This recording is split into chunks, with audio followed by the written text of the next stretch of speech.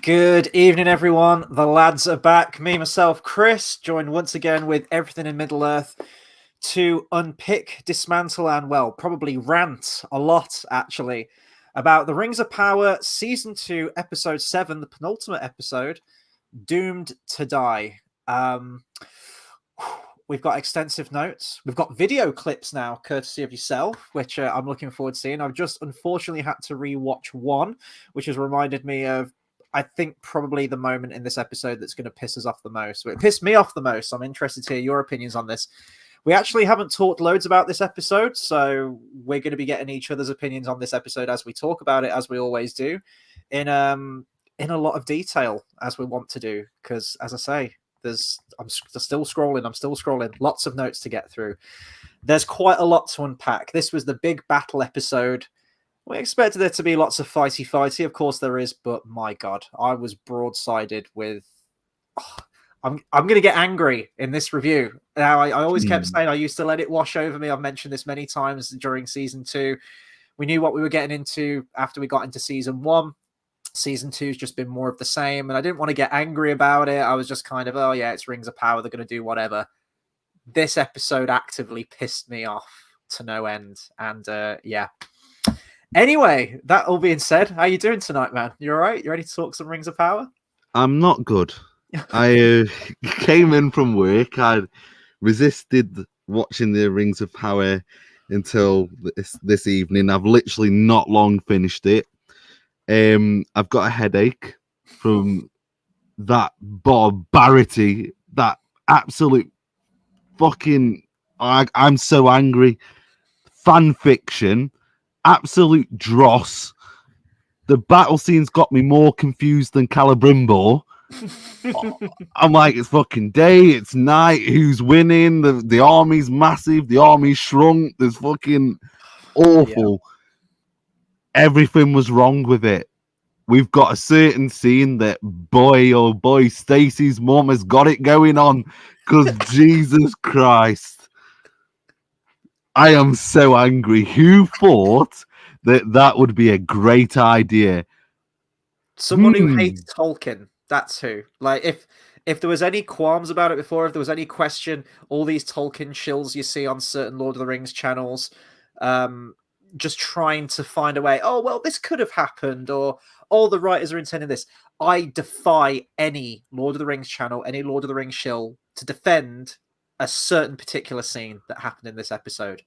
Yes. I would love to see what excuse they try and pull out of their asses for this one, because there is no defending this. If there was any question as to whether the showrunners hated Tolkien and are trying to completely dismantle his works, look no further than that one scene in this episode. There are a lot of scenes in this episode. There's been a lot of scenes across the season, but there's one that just feels like actively fucking spiteful. Like, how does that even get past the idea stage in the writer's room unless you really fucking hate Tolkien, or most probably a combination of the two, know nothing about Tolkien and hate Tolkien as well.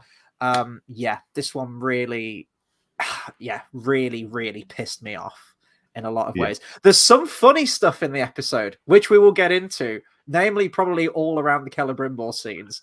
One scene in particular, I almost bust a gut laughing when it happened. It was hilarious. But yeah, we also have to try and fulfill the little goal that we've set ourselves across season 2 of trying to find a positive in each episode. I ain't got one so far, so I'm hoping one crops up during our conversation. Well, I'm sorry, pal. I ain't got one. It's absolutely dross. I wanted to read you actually a couple of comments from my latest video, so last week's episode, and just think about this when you watch this episode. When you guys are going to do, when are all you guys going to work together and make a better show?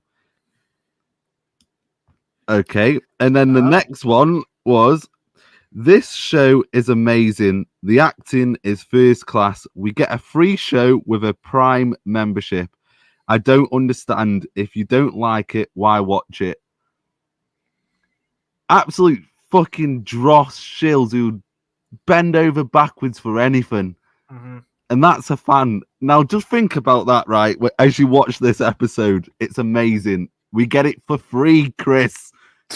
Be grateful, rejoice. You know what? Honestly, even if this was free and we weren't doing reviews for this, I wouldn't watch it. I don't give a fuck if it's free. I wouldn't even waste the time of day on it. But mate, it's free and I want my money back. yeah, exactly. Oh, Jesus Christ. Where do we begin with this, man? I mean, the whole scenario of this, the fall of Eregion, the siege of Eregion, is just all completely wrong from the book. And I feel like a broken fucking record every week when I say this about almost every single infinitesimal aspect about this show being completely wrong and divorced from the books. The whole scenario of this is just totally wrong. From my understanding, and I always keep saying this, I'm not like a Tolkien scholar. I can hold my own, but like I don't know all dates and like every single thing. So if I do get something wrong, I'm sure someone in the comments can correct me. To my understanding, the siege of Eregion, you got Celebrimbor, who's actually manning the defenses of the land. He's not some old geezer. Well, our first shot of the episode is him chilling on a balcony with a cup of tea, which was almost the thumbnail for this video until the incest kiss happened, and then that definitely got first place for the thumbnail. And it's Gil-galad who I believe tasks Elrond to go to Celebrimbor's aid. Elrond takes a small army. He tries to get there. I believe he's trying to cut Sauron off at Ostinethil. Sauron shouldn't even be at Eregion. He's not doing the Anatar shit with Celebrimbor at this point. So, like, Sauron isn't even there. Elrond tries to get there, but unfortunately he's too late, and he and the rest of his army bear witness to the already fallen city of Eregion.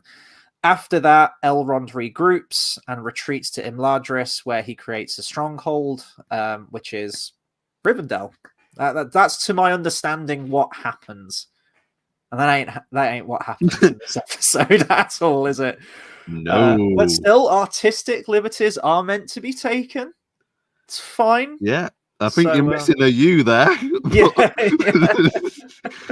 But yeah. Oh, mate, I'm so annoyed. I think this is the worst episode for me.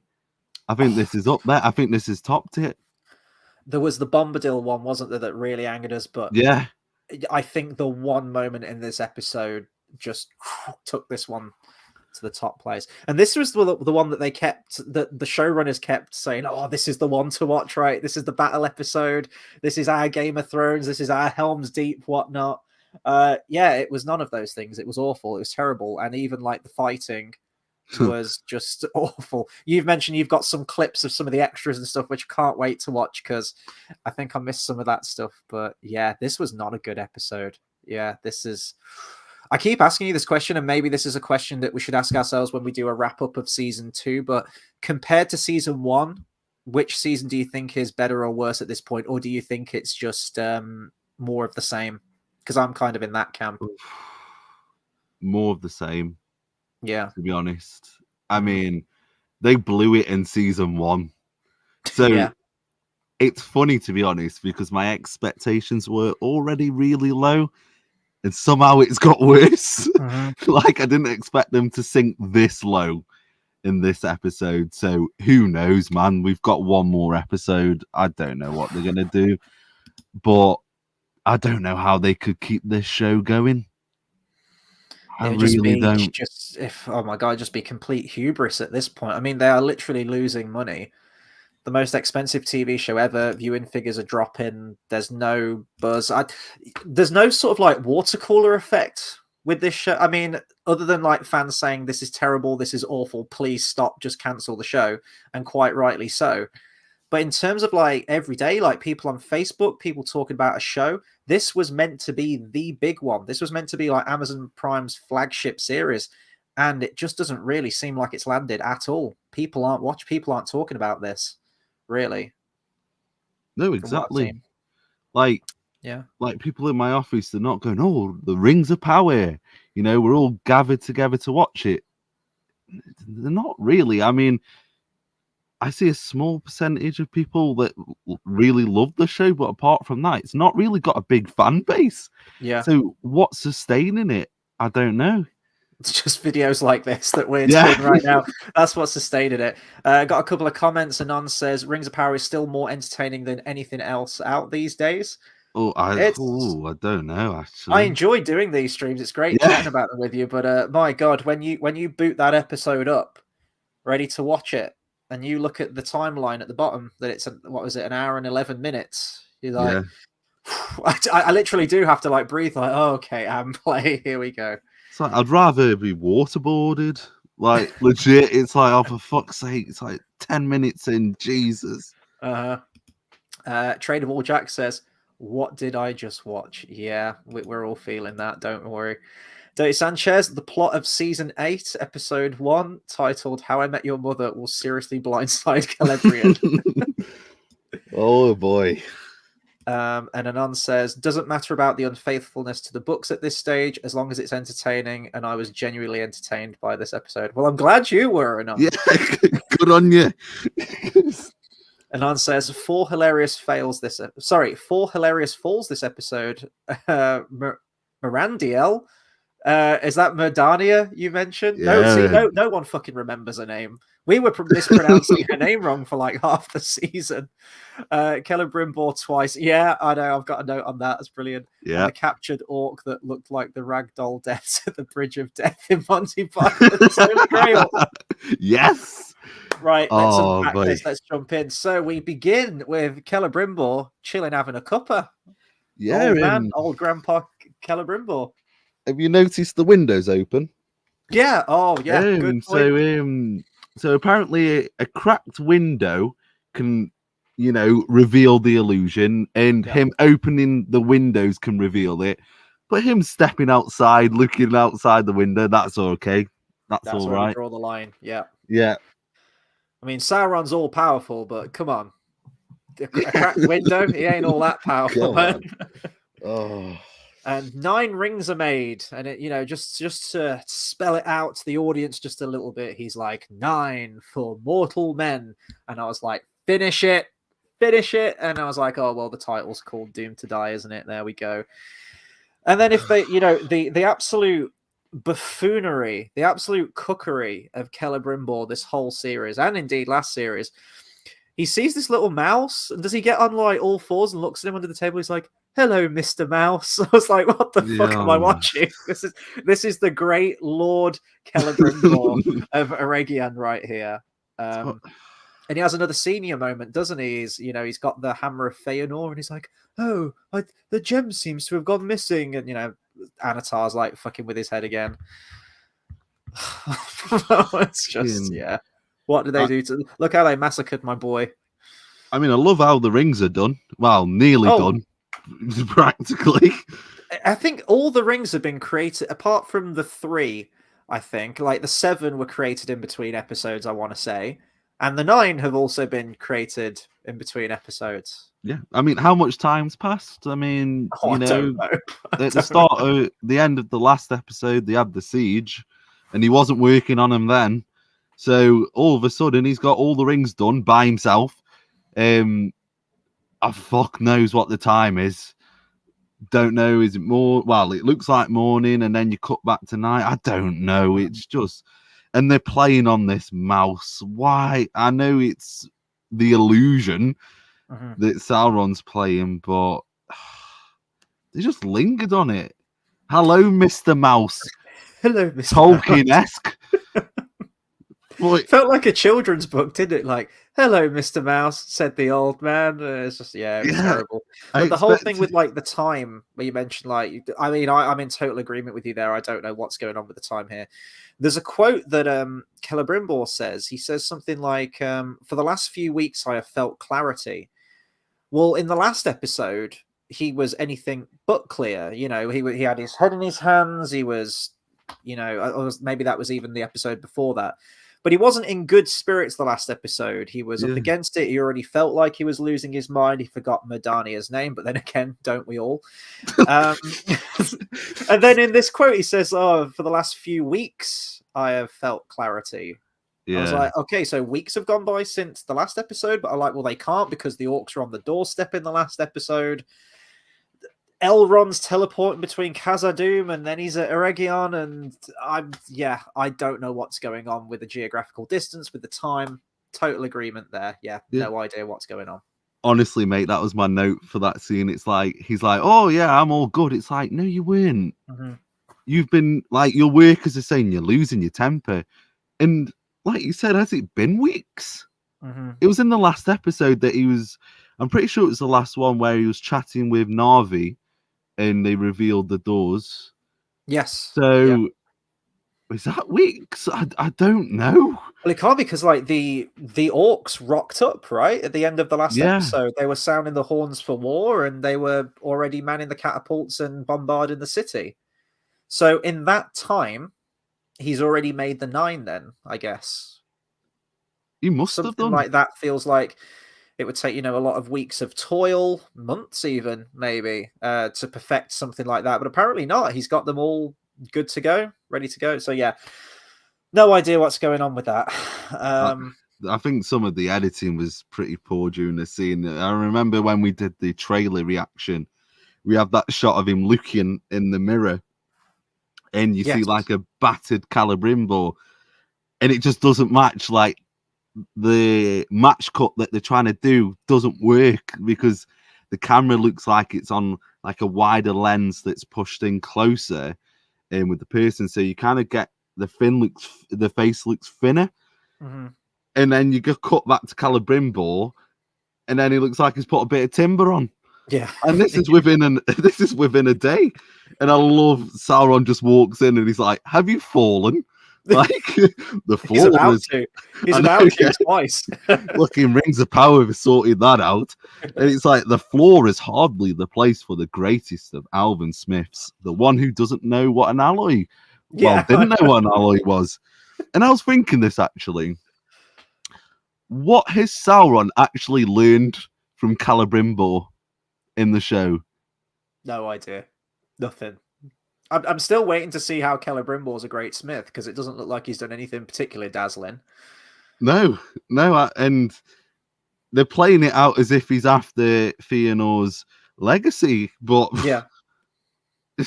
I mean, I'm still baffled, man. The amount of flip-flopping. 1 minute he didn't want the rings, he's adamant, and then the next minute he's fucking made them within an episode. It's just dross. I don't get how this spell works either, that Sauron's put him under. So you already made the point about the windows being open and he can go outside and stuff. But the city is getting fucked outside. Like, it's being completely bombarded. It's just in complete ruin. And I'm under the impression that Anatar's just kept him in this room and won't let anyone in, because as soon as the city's getting bombarded, you think that Medania or some elven guards would rush in and go, Celebrimbor, we need to get you away from here, because the environment and the people around are there in person. It's difficult to describe. I know he's put like a facade on everything, like an illusion, but in terms of like space, like things in the foreground, like could Celebrimbor just walk out into the courtyard and bump into like a soldier that's running past or something? People are still present within the environment. So couldn't they just run in? Would the illusion be shattered? I don't get how the spell works. Well, I don't, because you see later on he's injured when the spell's revealed. So he's been hit. And because one of my notes was, as I was watching the episode, I was like, how has no catapult, no rocks gone through there and smashed through the room? But then you see it did. Yeah. So why didn't that reveal? Yeah, why didn't that reveal the illusion? But doesn't Sauron need the forge working so that the rings can be made? Or isn't an imaginary forge as part of the vision sufficient enough to still craft rings? Because I swear, like when everything like materializes to normal and the whole room's destroyed, the forge is just gone. It's in utter ruin, like the whole room. But he needs that to make rings, or I don't know anymore. I don't know. This is the opening scene, by the way, guys. This is the opening scene. Also, just a quick thought as well. In the last episode, so the last scene that we have with him, he's still not sketched out the rings, like he was crossing them out, so he didn't have the design nailed down. But he's done that within this time space as well. So fucking hell. I don't know, mate. They're just creating more holes and plot holes for themselves. But I'm hey, also I'm blown away as well how unprepared all of the elves are for this attack. Like, I feel like they just man the walls or something. They just stand there and just take these bombardments, and they're just all completely clueless. yeah. And I feel like they would have had enough notice to get everything ready, or at least a lot more prepared than what they turn out to be in this episode. Oh, I've got another one for you, mate, that really annoyed me, because apparently there's a secret entrance into Eregion. So why hasn't anyone used that to get in if they were trapped? Because remember, they have spies as well. Yeah. So they have a spy network, and no one told them, oh yeah, there's an army outside. No one. How the hell did the gods not see like the trees getting knocked down? You saw fucking Damrod knock a couple of trees down. Oh, absolutely awful, mate. One thing that really pisses me off about this episode, I've got a laundry list. One item on said list is just the power level of Anatar in this is all over the fucking place. And the powers that they just pull out of their ass for him completely breaks everything. Because the powers that he exemplifies in this episode, I'm just like, well, why didn't he just do that? So the illusion thing that he's got Celebrimbor in, why doesn't he just put the whole kingdom in an illusion? Why would he just keep Celebrimbor in a room to work, but still let the elven soldiers have a chance at fighting? Couldn't he just put an illusion over the entirety of Eregion so everything looks a-okay and cool and they can't see an army of orcs coming in? And then the orcs can just sweep in and just fucking murder everyone, and no elves would see it because it's all an illusion. Why can't he do that? And it's like, oh, well, maybe he's not that powerful to do it. And I'm like, well, it must be using a lot of his power to just keep this one going for Celebrimbor. And then some of the other powers that we see later on, where he can apparently possess people enough to kill each other. Why couldn't he just do that? Why couldn't he just possess all of the elven soldiers in the vicinity of Eregion, just turn to the person next to them, just stab them, and everyone's dead instantly? Done. You've got the city. Congratulations. 100%. Well, you see him do it later on. Yeah. So, exactly. Again, how much power has he got? I don't know, man. And why didn't he do that with Galadriel? Yes, exactly. Yeah, that's what I mean. Like, is there a limit on who he can use it on? Apparently not. Yeah, mate. And it's all done to make him look really cool and imposing and unstoppable. But it's like, yeah, but you're not thinking about the ramifications of what you're doing. Similar to the elven ring that Galadriel has, that apparently could resurrect someone from the dead and like force heal them. There's going to be a moment where she could use that ring later on in this episode that she doesn't, because I guess they kind of forgot that she has that power. Yeah. Oh my god, I didn't even think about that. Oh my god. Did you catch the line that was ripped off from Eomer in this scene as well, from the end of Two Towers, between Medania and Anatar? No, I did not. Medania says to Anatar, "We are alone," and Anatar says, "Not alone." Oh god! The Theoden King stands alone, not alone. Rohirrim. I'm like, oh, I hate this. There are so many Two Towers ripoffs in this; it's insane. Mate, we had a Hobbit ripoff in this one. Oh yeah, we had a line nicked. Yep.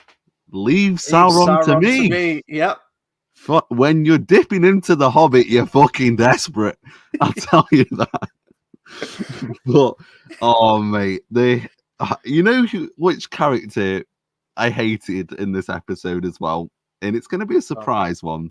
Go on. And it's not necessarily the character; it's how the writers want you to perceive him. Is Adar. Because he's this all father. He's such a father figure. You know, he loves his kids. Yeah, he's fucking sending them to die. Yeah. You know, it's like they're playing it off. I think he cries at one point. It's like, dude, it's like you're fucking sending them to die. How can you be like, oh, this caring person? Yeah, it's Oh, what was that? The orc says like, "Do you love us?" or something. Do you remember when the orc says that? yeah. I'm like, we've got an orc, like the most despicable, twisted, evil, tortured, corrupted soul in Middle Earth, and he's like, "Oh, you, Allfather, you promised us that you loved us." I'm like, an orc would never fucking say that. I What are know. we doing? What They're dross? trying to have, their cake and eat it too, right? They're trying to show, oh, the orcs are just misunderstood and they just want their own province and they don't want to fight. They want to settle down and just have a place where they can be free from being hunted and murdered and everything like that. But in the same breath, we're having them snarling and licking blood off a knife because we haven't seen that before, right? There you go. There's another Yeah. callback. It's like you can't do this. It's like in the Star Wars sequel trilogy. Another very, very bad thing. So it's a good comparison right here. How you have Finn's character, who is this stormtrooper turned good. They talk about that they were all child soldiers and brainwashed and everything, programmed from birth. And you're like, oh, so each stormtrooper has a personality now, has like a really tortured backstory. Like maybe we can save them. But then in the next bet, you've got Finn shooting like every single stormtrooper he sees, and stormtroopers are cannon fodder again. It's like you've got to pick a lane and stick to it. It's the same with the orcs in this, man. It's just 100%. And oh boy, the next scene's good. I mean, don't you love the chemistry between Anatar and Merdania? Oh, come God. on, that's my positive. They're amazing. The river will protect us, Sauron says, which you basically know that they're gonna do something with the river in the next scene, and fucking hell, it's bad. They talk boy. about preparing for a ground assault. I'm like, what, a ground assault when there's a giant river there? What? Yeah. But then, the writers forget how rivers work and how water works and how physics work and the law of probability works. So, do you want to talk about how the orcs go about getting across the river? Do they bring boats? Nope. Although Do they they build find another way around, or no. I mean, they have built trebuchets and that, but they can't build boats. So their plan is, and forgive me if you aren't following along. So their plan is to turn all of the trebuchets away from attacking the city and hit it into the mountain, where you have this big rock and there's this little rock that's holding all this fucking big rock up together. This orc hits it, and boy, the rocks fall and the dam is fucking blocked. Like the river's blocked, and you have a fucking drought straight away. Wouldn't the water just like overflow over the sides and flood the forests and the land and everything? But that's where you're wrong, because it's evil water. Oh. So it's not cold. So when I was watching that scene, I thought, Jesus, what fucking dross.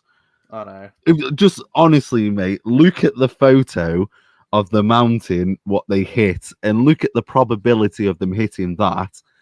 Like, you might as well have just shot all your trebuchets at the river. Mm-hmm. Yes, yeah, and pile the rocks up in there, yeah, and climb over it. But like it's kind of like in the Hobbit, when the dwarves seal up Erebor, and you've got like Dwal and stuff, and they break those two statues, which break the bridge, don't they? Which make a bit of a runway. Do you remember when they do that? When Bard and Thranduil rock up? Yeah. I mean, to me, this was some Hobbit shit, but I mean, this was even probably worse than that. I'm just looking at the photo. I just want to see the distance. Oh my God! Yeah, it's crazy. It's like a domino effect, isn't it? One mountain hits another one, and then it brings it all down. Mate, it's not that. You want to see the height that it gets on it. Oh my gosh! All right, I'll sort that out. I Yeah, need to I'll get a photo read of some of the that. comments while you sort that out because yeah, they're building up a little bit and there's a few to get through. Tartalenian, once again, I always say, man, I really appreciate you actually bringing some Tolkien quotes here because Lord, we need it. It really helps. So keep them coming. The famous Celebrimbor, heroic defender of Eregion in the Second Age War against Sauron. Oh yeah, what we could have had. That's what we wanted. Dirty Sanchez says, nah, I disagree. If I want to be entertained, I'd rather watch the trilogy for the 100th time than this shit. Game of Thrones season 8 was so much better than this. A sentence I never expected to.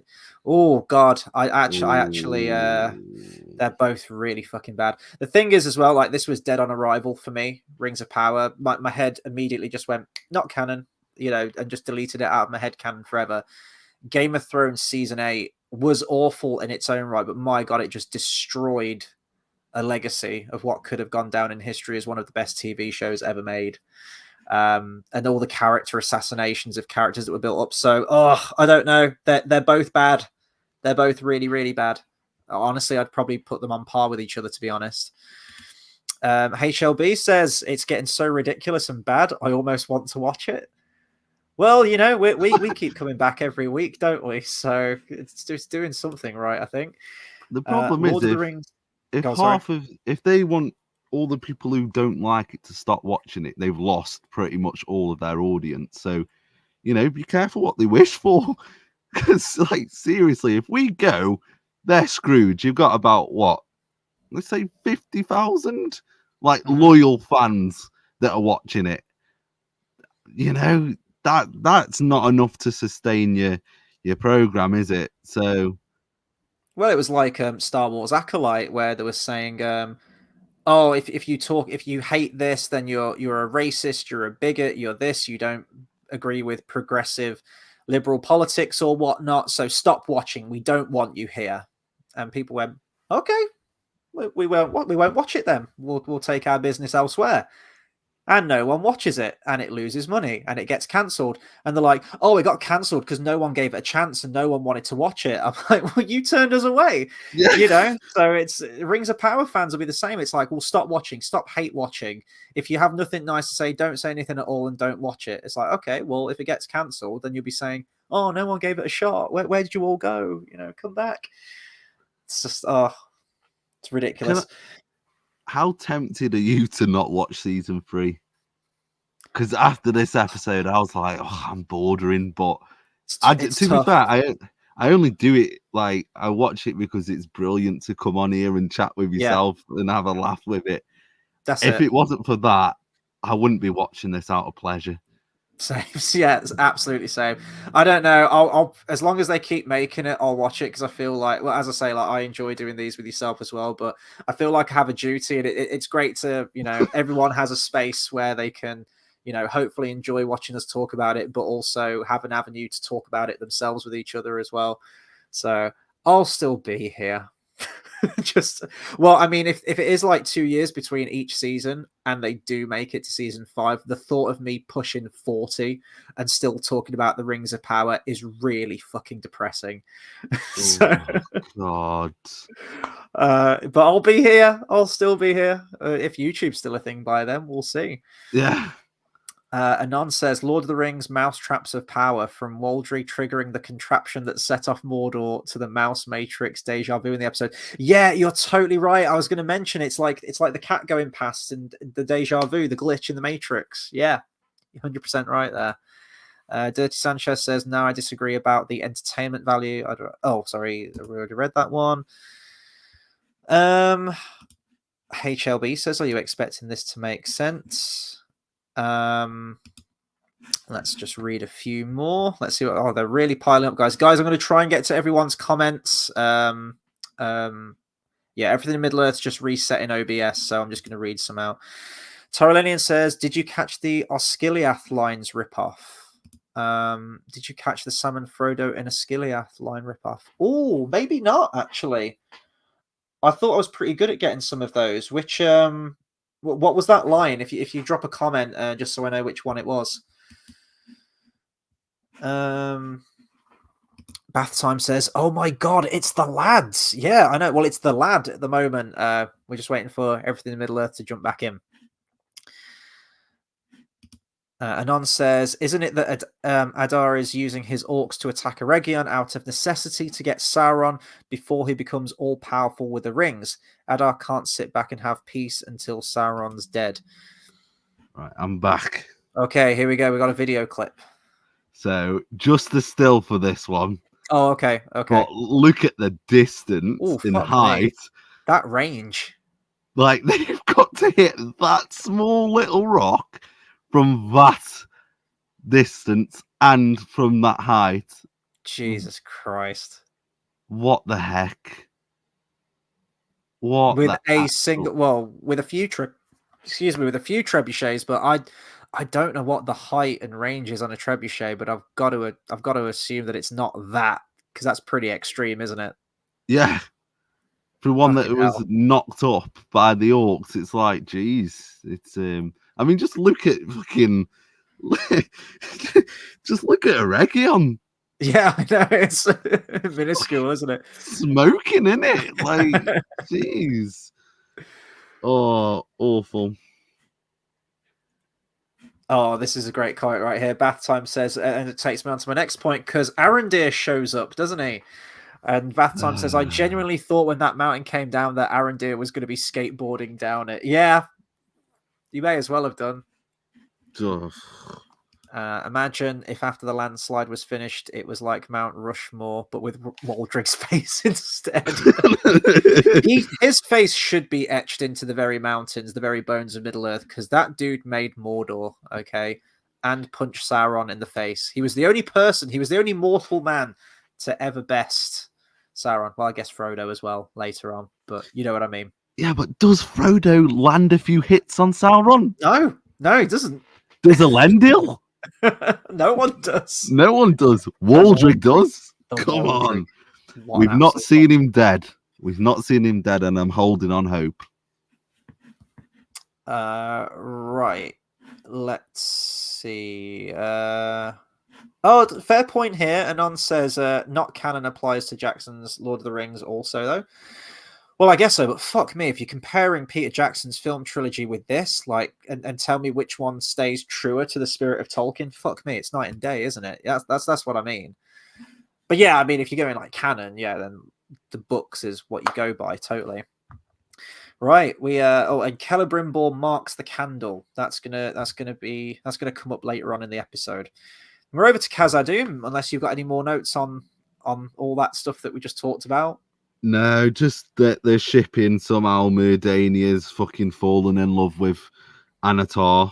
And yeah, trusts him, bearing in mind she said in the last episode that Sauron's been here among us, but yeah, she trusts Anatar, so yeah, brilliant. Yeah, she's falling for Anatar, and she'll be falling as well later this episode, which is great. So. Nice.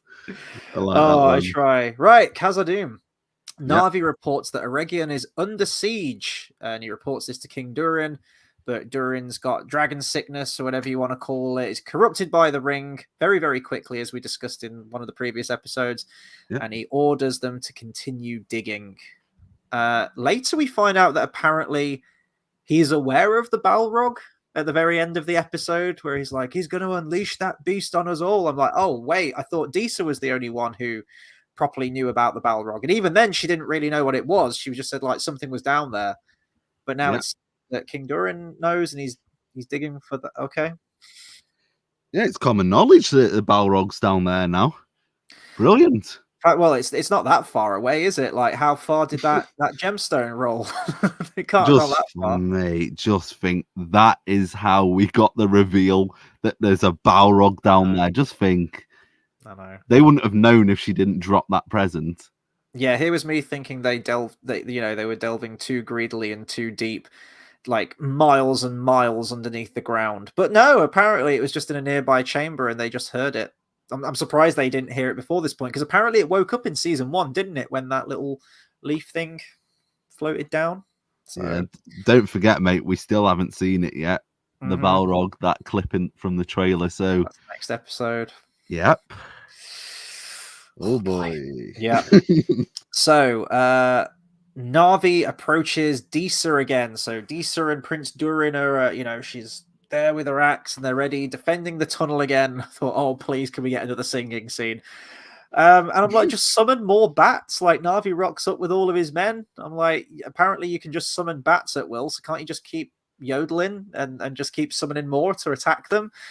But they agree to stand with Durin and Disa. I'm like, well, that was fucking quick because you were against them in the last episode. Did the bats scare you that much? And now all of a sudden you want to be in league with them? And right after that, Elrond meets Durin. Now, I'm going to ask this question to you because we had the infamous line in series 1, the whole like give me the meat and give it to me raw, which is still something that I quote from season 1. There was a lot of tension, shall we say, between Prince Durin and Elrond. I found in series 1. I found every single line of dialogue between the two in this meeting scene like a double entendre. Like they just really wanted to fuck. Was it just me or?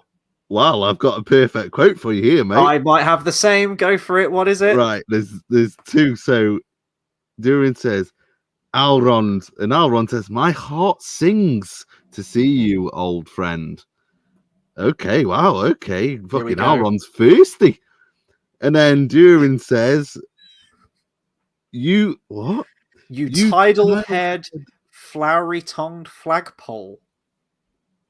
What?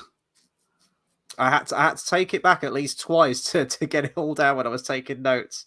Didn't he say something about like his balls being sand? He's like, you got a lot of sand coming here. Yeah, basically the same thing. Right?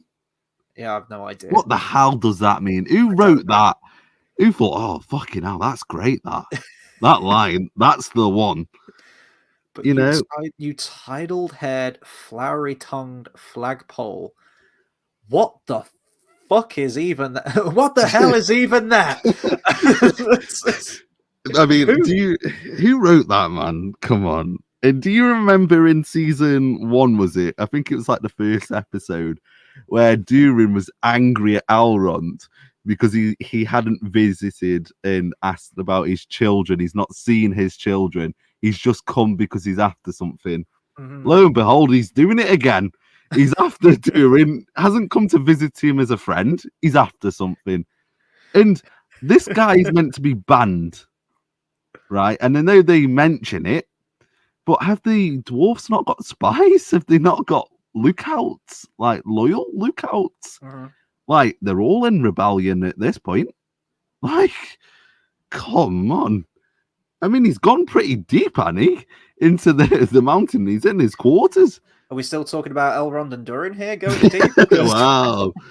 Look, he might as well. He's not getting any from Disa, I'll tell you that much. Look, out of everyone that we're possibly shipping in this whole series, I'm shipping these two. Fuck it. Like, why not? Let's go for broke at this point. There was another line that is probably like completely innocuous, but like just because we had the tidal-haired, flowery-tongued flagpole line right before, my mind was in certain places with these two characters, and then Prince Durin's like, have you any idea what I've gone through since you last left? I was like, oh my god, these two want each other really bad, don't they?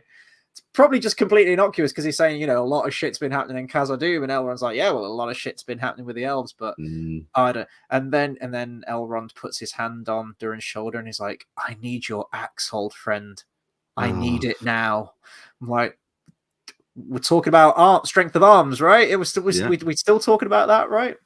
I don't know. There was maybe I'm reaching, but you know I love as well how quick like these plot points fucking just bashed out. Like in the last episode, or the last time we saw Durin with Disa, he was like crying, saying he doesn't want to ridicule his father, like. And then there's a line in this one where he says, like casually, he says to Elrond, I'm about to overthrow my father. Just casually. Yeah. Bear in mind, this is the father to Disa that she never had. And she really loved, and it just batted out that, I'm going to overthrow him.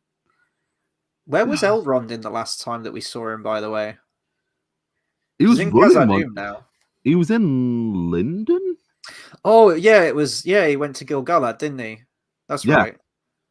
I mean this is just about a 10-minute walk, isn't it? Just run. That's how everyone gets around, apparently. But he's got a horse. Oh, that's true. He has now. Yeah, even Well, quicker. did have a horse.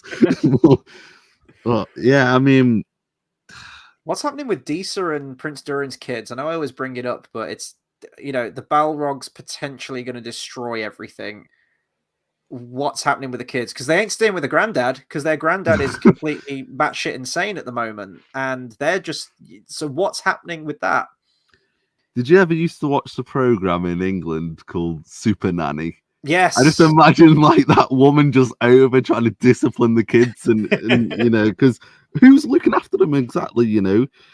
They're not they have a few throwaway lines about them, but you don't really get a sense of family, do you? They did at the beginning. Yeah, I mentioned like when King Durin and Prince Durin had like a bit of a tiff and they weren't speaking to each other. She says like, "Oh, the grandkids missed their grandfather or tugging on his beard or something." That was the only then you said at the marketplace, sorry, when she was buying the gem, they get mentioned again. I'm making my prediction right now, and I think I made this last week. When the Balrog's kicking off next episode and Khazad-dûm gets like raised to the ground, the kids won't even get a mention. That is my prediction. I think the showrunners will forget that Disa and Prince Durin were meant to have 2 kids. But the thing is, surely they can't do the fucking Balrog like destroying everything already. I think we're gonna get it. We're speed running this shit, man. Fucking, but I can't see him living, King Durin. Mm-hmm. And I think I'm actually going to switch my prediction. Okay. I'm going to be bold. So they mentioned that he'd already gone down, he hacked a few people and he's going to start digging.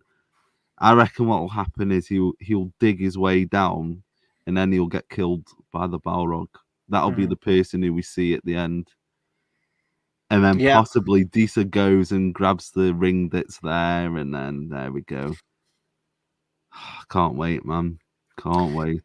Well, Bath Time's got his own prediction here. He says he thinks he's worked out the ending. So we'll see. We'll lock this in today and we'll check next week. He says family man orc under Sauron's gaze stabs Adar with Morgoth's crown and loads of single dad orcs, and then gives the crown to Sauron, melts it down to make the one ring. Oh, fucking hell.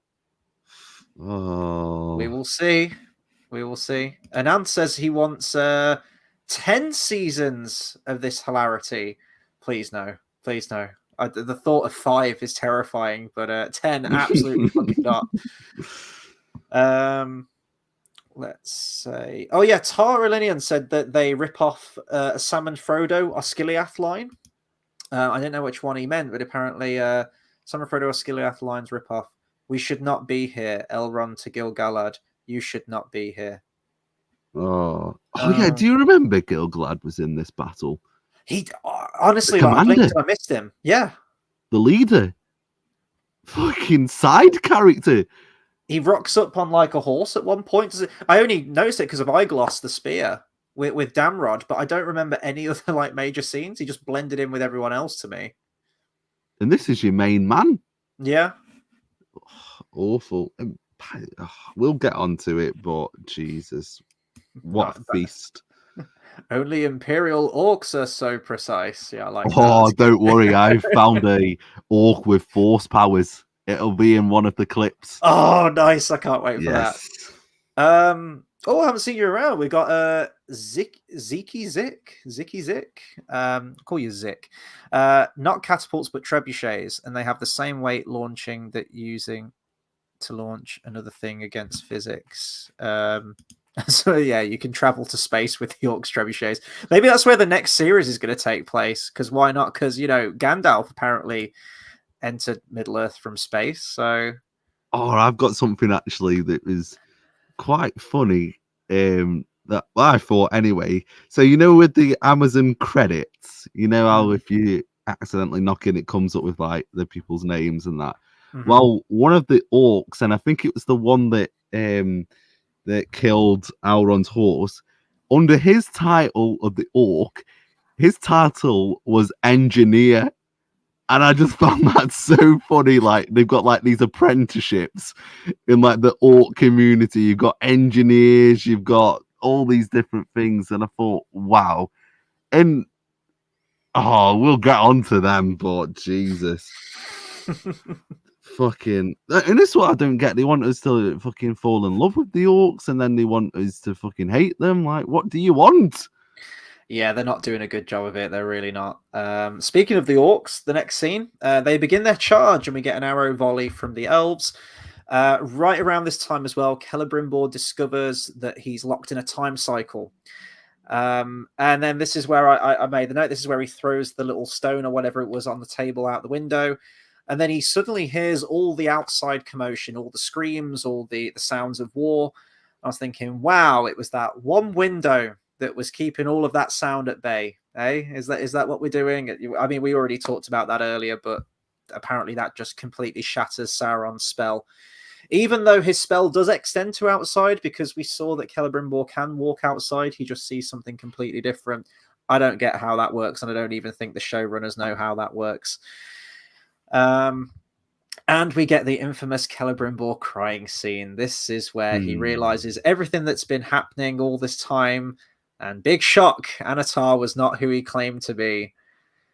Also, during the scene, I think you've got a video clip, but it's right around the time that Celebrimbor gets taken the fuck out by like a trebuchet. Once out of 2 times, actually. He walks outside, does like a front flip over the side, and then everything goes like tinnitus and slow-mo. You see this in loads of stuff. And there's like a greyhound dog or something, or some kind of dog that's like trying to like nudge one of the dead elves. And I'm sorry, but I was like, elves have dogs as pets? Is that weird? I feel like that's weird in my mind. I mean, I don't see why they wouldn't. Dogs exist in Middle-earth, I guess, but I don't know. We've just never seen an elf with a dog as a pet. Not counting Huon, who is the best boy with Beren and Luthien, the wolfhound, but he's like a demigod anyway. But yeah, I just found it weird that we've got dogs in Eregion. Oh, I've got the clip. Go on, let's see it. Let's bear witness to this gloriousness right here. Right, Maybe the actor's like a method actor. Maybe he did his own stunts. Maybe he actually did that like flip over the wall. Imagine. Flip 1 of 2. Oh, here we go. Look at this. Hang on, let's watch it again. Got to apply the Wilhelm sound effect here. Look at that fireball. Let me watch it again. I want to see how many times he actually flips. So, okay. Whoa, 1, 2, 3. But watch, like he already reacts before it blows up, so he's already jumping. Like he's Love it. But this scene made me really laugh. I think it's directly after this bit. Let me pull it up. I think it's this bit. Is this? Come on, let's. I can just watch that all day. This bit. Watch this bit. Look, he's dazed. He's dazed. And then he's running. Look how fine he is. Just watch that, right? So he's done that. He's knocked out. Yeah. Right. Oh, right. I need to loop that one. Let me loop it. So there we go. Transition that. So look, he's dazed. He's just been blown up. And then he's in a full-on sprint. And that's no cutting. That's directly after that scene. Absolutely ridiculous, mate. Can we go back to that first one? Anon says he bounces on the floor. Crash mat?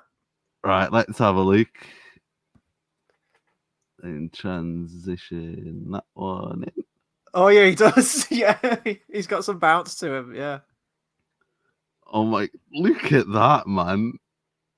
Oh, my God, he does bounce. He's broken some bones there. Celebrimbor, everyone. Okay, speaking of someone surviving a fall off a wall, can we talk? Here we go. Positive. Can we talk about my favorite moment in the episode? Ooh, go on. So, Celebrimbor, it's that bit after he's finished sprinting across the wall like an athlete. All the elves are kind of taken aback, right? You got Medania and all the others. They don't believe that he's of sound mind. They think that he's gone off his rocker, and Anatar's kind of fueling that flame. And Anatar uses the Force. He uses Force push on Merdania to make it look like Celebrimbor. Please tell me you've got. Oh, have you got that as a clip? I didn't, but Oh, no worries. I did get. I'll get the photo because I thought it was fucking hilarious. Of Celebrimbor's reaction, like this is his apprentice, right? This is the person who he's understudy, he's trusted. And boy, you want to see his face, right? Let me pull this up for you. Give us 1 second. I'll just pull it up. It's it's playing up a little bit. This is so great. This is helping today. This is helping. Just we say it all the time. Just channeling this all out. Therapy session. Mate, I've got a photo for us later on. Don't you worry about that. Right. I swear I saved it. Right, give us 1 second. That's fine. And Merdania gets yeeted off the wall, and she's still alive. She's just kind of lying there, like, what the fuck? And then you have like the orc just get the killing blow. I was pissing my sides laughing. I was like, okay, that's my favorite moment of the episode, for all the wrong reasons. But yeah, right. This is Celebrimbor's face after such a traumatic event has happened. Right, just think of this. That's his face. No scream, no looking, no reaction afterwards. That's his face. His dog just got stung by a bee. Yeah. And wow. Bearing in mind, that's the damage that he's got whilst he was in the illusion. And I think that's after he's been blown up as well. Fucking hell. It's meant to be Gilglad that gets fucking burnt, not fucking Celebrimbor. He's like 3PO. Oh, I can't bear to watch. I know, and I just love the fact that I think they tried to play it off to the audience like, no more Merdania, no! Why?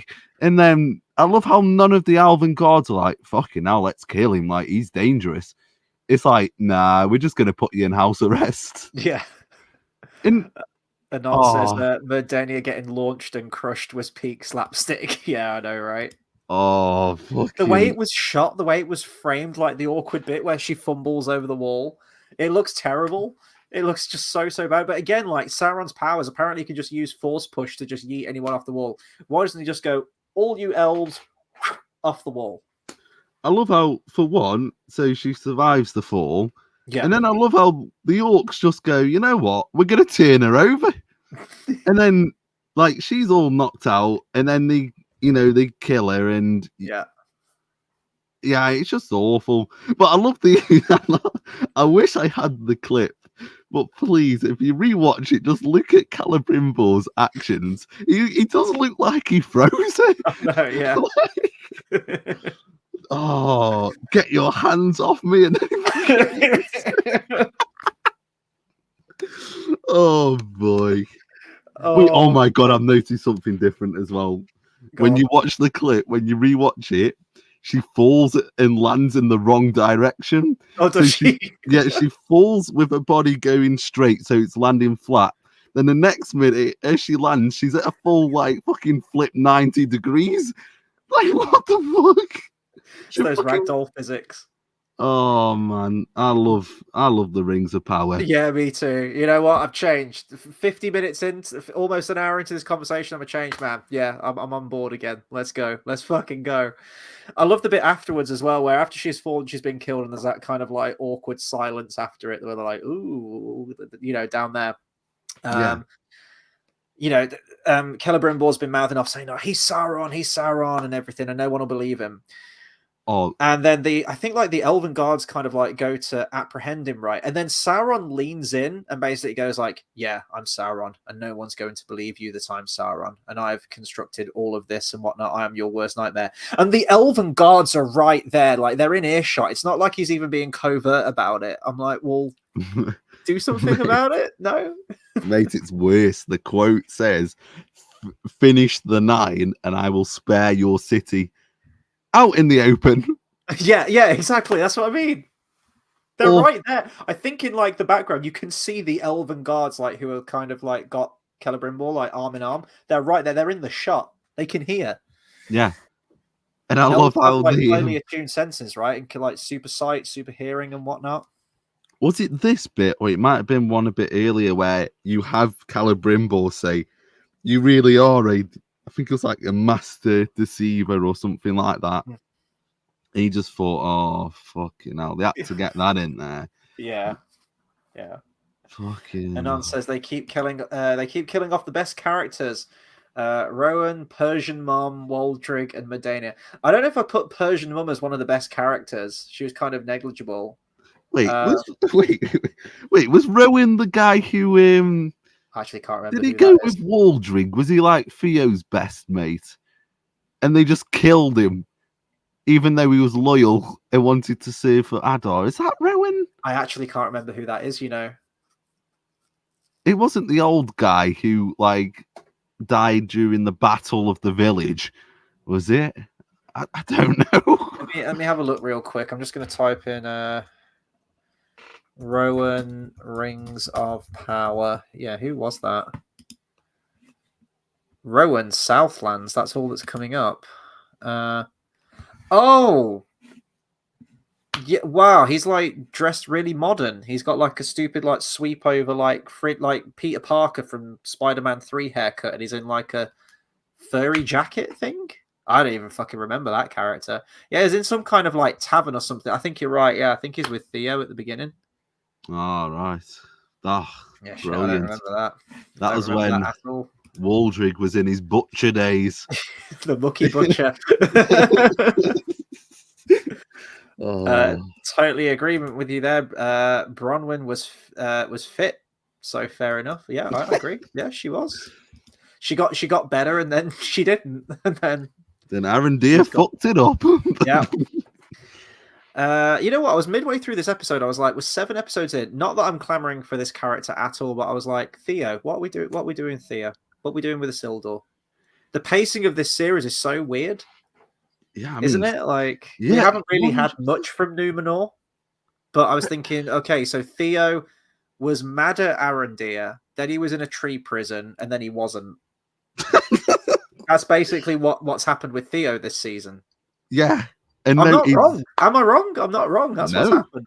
Into the Lord of the Pelegrini now. I swear he said something like that. So he'll definitely get a ring. Oh no. It's going to happen. It will happen. I don't know how they're going to translate that. If Galadriel keeps the rings and somehow Sauron gets captured, how the hell does she let those rings go? But that's something that I don't know. It hasn't happened yet, but she'll let them go, then won't tell anyone about it.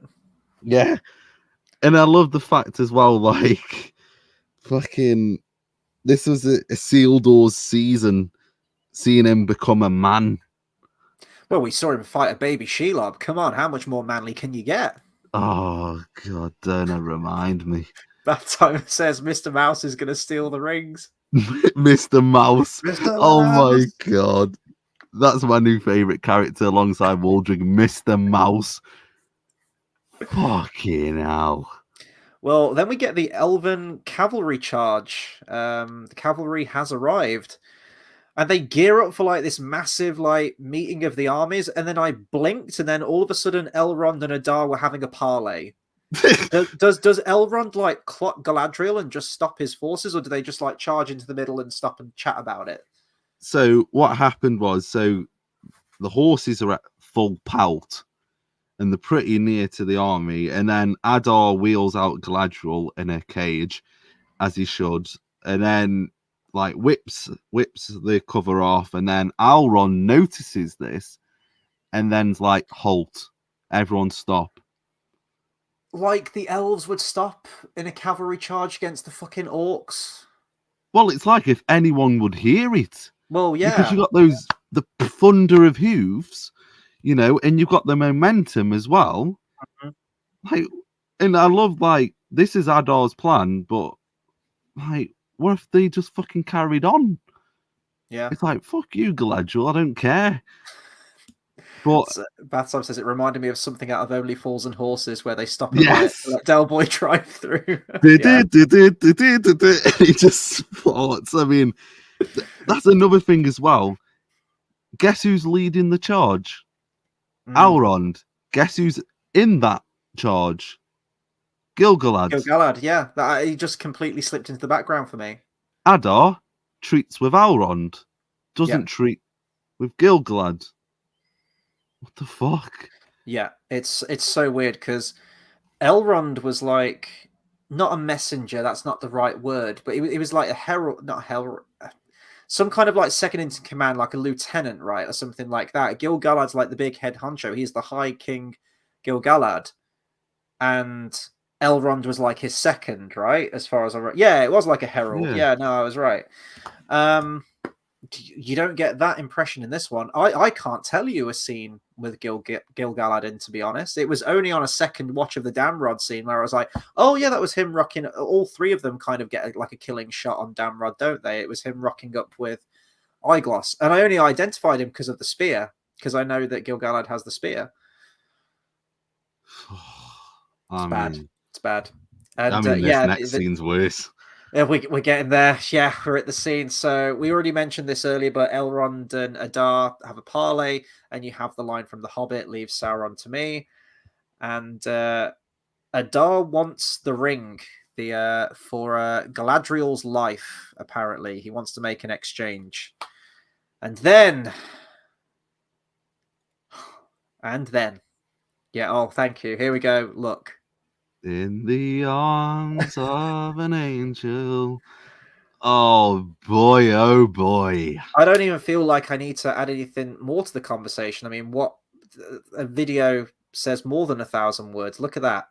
This is what we're getting in this show now. As if, I've already mentioned that the showrunners have nothing but hatred and contempt for Tolkien. They just complete disregard of the source material. This exemplifies all of that and then some. What is happening right there is that Elrond is making out with his mother-in-law, Galadriel. So I guess, like this. I mean, this fucks everything up because Celeborn. Where is Celeborn? Where is her daughter Celebrian? Elrond should be in a relationship with Galadriel's daughter, and the two of them have Liv Tyler, right? I have Arwen. This fucks all of that up, but the fact that the showrunners have gone out of their way to have him making out with his stepmom is just fucking diabolical to the lore. And it angers me so. I know it doesn't feel like I'm getting, hugely animated and irate, but it's like a seething hatred inside of me that was okayed and that was put in the show. Now, I think I have seen some people defending this scene. I don't know if it was one of the showrunners. They were saying it wasn't a romantic kiss. It was like a, to not to calm her down, but just an appreciation, just like everything's going to be okay kind of kiss. That ain't an everything's going to be okay kiss. That is a slow moving in, hand on the side of the cheek kind of thing. The camera pulls in. I think the music swells as well during that scene, doesn't it? It's fucking disgusting that this happens. But I guess Elrond is going for the gold trophy, right? He mechs out with the mum and then he gets with the daughter afterwards. So, Elrond, what a lad. And also in this scene as well, I mean, the kiss is fucking diabolical anyway. But doesn't Elrond say like, oh, I'm sorry? He apologizes to Galadriel. I'm like, what do you have to be sorry about? She bought all of this. This should be her moment where she says, no, it was wrong of me. I never mentioned that this was Sauron. There's no accountability, and Elrond is the one who has to apologize for. I don't know what he's apologizing for. Oh god, please go on, say something, because it's gonna piss me off if I talk about it anymore. This is a bunch of fucking fan fiction writers who fucking was like, who could we have? Let's fucking pick a mix. Elrond and Galadriel, let's chuck them together. I mean, Elrond's already going to be a nonce at this point, but Jesus Christ, he's got a lot of explaining to do. When was this building up? Who expected this? Just look, that is not a little peck. He's full on hand on her neck. He's fucking going to town. Look at him. Look at her. Right, look at her. She's loving it. Yeah. She's like, oh my god, like, yes. Yeah, when was this? You're so right. When was this set up? Not that this should even be a thing anyway, But the fact that the showrunners have threw this in, without any setup, it reminds. Again, I keep going back to the Star Wars sequel trilogy. This is a lot worse because it's more damning for the actual lore and the relationship between these characters and the familial connection. But when Rose Tico randomly kissed Finn at the end of Last Jedi, and it was like, whoa, oh, and even he acts kind of awkward about it. I'm like, what the fuck are we doing? Yeah. This is just, I couldn't believe what I was fucking witnessing. I'd love it if Elrond just turned around and he's got like a big chubby on. And he's like, and I was like, are you sure he hasn't got a weapon? Am I pleased to see you, or did I just put a canoe in my pocket? Oh, mate, just think this is what we've got. You know what? When she says this in an earlier series, doesn't she? She does. Elrond, you are like my brother. Guess what? Man. Just think, right, when we did our predictions, we never thought about this. No. Not one bit. Fuck, man. This, to be honest, they can do anything. Yeah, that's the terrifying thing. Where was this? So Anon says, I was thinking at the time that the kiss was a ploy to give her the ring into her mouth. That's... no, I still wouldn't have been okay with that. I guess it's a reason, but... this is I don't know. Man. Now, I've seen someone else as well say that, they are actually related in the books anyway. They're like, I think they're cousins 2 or 3 times removed, I think, if I remember rightly. Because I think, was it Fingolfin or Finarfin? I forget which one. But either one of them is Elrond's great-grandfather, I think. And then obviously he has a connection with Galadriel as well. So they are 2 times removed. So there is a familial connection there. I've seen some people saying, in the books, Arwen and Aragorn are related. I'm like, yeah, they're cousins about 28 times removed. So yeah, it's still a bit dodgy, I suppose, but they are very, very distantly related at this point. There's just no... It's the whole Celeborn, like the daughter, it's just fucking atrocious. How this even saw the light of day, how this even got okayed. Whoever came up with this idea is like significantly fucked up. Or maybe they just don't know that. Maybe they don't know that they're related from the books. Maybe they're genuinely just ignorant about it. You know what it's going to be, mate? It's going to be the tension for season 3. What's going to happen is Celeborn's going to rock up, and then you're going to have a triangle, and then Elrond's going to be sad. But just think, they've got to have a daughter, and he's got to fucking go with that daughter after this. Oh, God. Jesus, man. I'm getting enough. Just watching that clip, it's looping. It's like a car crash that I can't just look away from. I'm trying to go, how did this happen? Oh my God. Oh, the triangle apparently. Bath Time says is going to be Elrond, Galadriel, and Durin. I'm down for that. Let's go. Let's fucking go.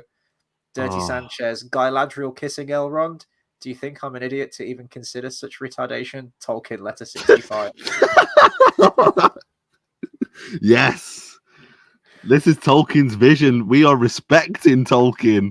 Love this as well. Simon Tolkien is just down a club making it rain. Probably. Oh boy. Oh boy. Right, there we go. Oh mate, I think it's directly after this scene. So we've got that ginger Alvin soldier. Do you know the name of that soldier? Do you know his name? I know, no idea. Right, have 3 guesses. A ginger elven soldier. By the way, the armor looks crap. I know, yeah. It's always been bad. It looks like a baking tray. These are meant to be, elven smiths are the best in the world, right? All this ornate, beautiful armor that they're meant to construct. It looks terrible. Ginger-haired elven soldier. I don't even remember this character. I must have passed out. If this was right after the kiss scene, I was probably still hung up on that previous scene. Is it anything to do with the fact that he's got ginger hair in his name? I was going to call No. him like Gigi. Well, I'll give you a King clue. Elf. Go on, yeah, help me out here. It begins with a V. V. Yeah. Valendil. Valandia. Oh no. No. I'll give you one more. Oh, one more. more. What's kind of Lord of the Rings soundy? Well, then you got stores called Gundabad, so it could be anything, couldn't it? Oh, it's not like Vanyar or something. I don't know. What is it? No, we got Vorohill. Vorohill. Okay. You remember they've mentioned him, haven't they? Wow, I mean, fucking hell. And that's another thing that really annoys me about this show. Like, they give these moments to these characters that they've not built up, and you're meant to feel sorry for all of them. Like, the Asian elf. Yeah. Oh, I've got her clip. Don't worry about that. Brilliant. But it's like, they just drop a name. It's like, Elrond said, I've got a task for you, Rian. I'm like, okay, this is the first time we know of her. Okay. It's like Guardians of the Galaxy. Who? Like... Yeah, who? It's like, wow, Boromir, fucking eat your heart out, son. Oh, I know. Yeah, Boromir was cool and everything, but he didn't pull a fucking arrow out and fire it back, did he? So I'm just watching this clip and we get some female orcs in the background. Great. I mean, we get that rip-off scene again from the Return of the King. But I love how none of the orcs are attacking Elrond at this point. Yeah, literally the scene afterwards, they're all surrounding his horse. Because we see Durin and that, and then the orcs are surrounding his horse and they're like attacking him. It's like, what? Like, surely you'd kill him there, and then like they're all just letting these elves just wander past. Oh, there's a moment later with I mean, I still don't know the fate of Arondir. Like, I don't even know if he makes it out of this episode or not. I'm guessing he probably does, but because we don't see a body. But I know I'm jumping ahead, but Adar stabs him and then just walks away. I was actually expecting Arondir to like sneak up behind him and stab him, similar to the Numenor scene where that guy goes to kill Kermit and he's like, no, stay thine hand, and he walks away very slowly and then gets stabbed. I thought they were going to do the same thing. Yeah. I've just seen something from Bath Time to do with the extras. Oh, here we go. I think what I'll do is, once we've reviewed the whole thing, I'll pull up the extras clips. Because, boy, I've got, I think, about 18, 19 clips of the extras. So we can have a fun game to pick out. Let's see what the extras are doing, because it's funny, trust me. Anon says, we didn't get any non-binary orcs yet. What the fuck? I know. This show is meant to be inclusive. I mean, we've got female orcs in the fray, so, positive steps forward there. But yeah, we need some non-binary orcs. Otherwise, 0 stars from me. Mate, imagine if they have like an orc in a wheelchair and they're just rolling him out. It's like Timmy from South Park. Fingers crossed. I mean, we've got Asian elves, we've got I don't know, we got the lot. What was the Asian elf called again? Does she have a name? Ryan. It's like, oh my god, you killed Ryan, you bastard. Also, is it just me? I think this might happen later, but we switch from night to day, to dusk to dawn. I don't even know what the fuck's happening. I thought this was meant to take place, again, similar to the Two Towers. We've got to last through the night. We need to wait till the morning, and then the dwarves are going to sweep in like Gandalf with the Rohirrim. But it will just cut to a scene. It's broad fucking daylight, and then it just cuts to the next scene, and it's dark. I'm like, oh shit, are we like into another day? Is this? Yeah. I 100% agree. I've never been so confused about a battle in the time. In like positions of the armies and who's winning. Like, you get with the Battle of Helm's Deep, you know who's winning, you know how the flow of the battle's going. Have you seen Bath Times comment? That threw me off. Yeah, I know. So I just saw it. I'm going to bring up HLBs first. We had homeless hobbits with Down syndrome. and fat Jedis. Different show, but same shit. Yeah. Oh god, what did they call him? Like Jedi Master Diabetes or something they called him. But they wrote Diabetes like a Star Warsy looking name, which was great. Yeah, but it's this one, isn't it? A tiny Asian girl took twice as many arrows as Boromir and was still able to fight. That must be some powerful writing. Wow, we do get some napalm later on. I mean, jeez, Yeah, I've got a the clip smell of of that. napalm in the morning. But the one that got me is the Stephen Hawkins. Oh shit! I just saw it. Sorry, my bad. Stephen Hawkins. Oh man, that cracked me up, man. Brilliant. Oh, can I just say I love you guys? Thank you so much for commenting. This just makes life worth living. It really does. You get to the end of the week, you've made it through Rings of Power, you're on the ropes, and then you just get to spend time with such excellent and admirable commenters. So thank you. Keep them coming in. Keep them coming in because we're going to need it. Do you want me to tell you something? Don't me enlighten you? Go on. We've got 40 minutes left of this episode. Oh no. Strap yourself in, boys. Yeah. Oh god. Here we go. Bath time as well. Yeah. Massive move from Adar to send the troll in 5 minutes before sunrise. Oh, but then oh man, just awful. We got Prince Durin giving his speech to rally the dwarves against Sauron. So once again, Elrond goes to Khazad-dûm to ask for Durin's help. And then all of a sudden he's back on fucking horseback charging at Eregion. So seemingly in the next scene. It's that Uber service, right? I guess just gets him there. I haven't really got any other notes on the speech. It's just that was the next scene, really. They're just setting up that tension that Prince Durin wants to help, he wants to do the right thing, but also they got problems at home and he's going to need the army. So yeah, wow, Celebrimbor's completing the rings, isn't he? In handcuffs. Yes. Oh, is this the bit where he takes his thumb off, or is that later? No, that's later. So you got Sauron watching over him, and you have the scene as well where you see Galadriel has that key in her hand. Yes. Which actually I don't know how she gets it, because I don't know if Elrond actually holds her hand at any point. So could it be during the kiss? And if so, how the fuck is he talking fluently with that in his mouth? And is anyone watching her? I mean, I swear she had an orc. A knife at her throat by an orc. No, she manages to pick the lock, escape, and throw like a gown on and blend in with all the orcs. Yeah, all like in like a matter of minutes, apparently.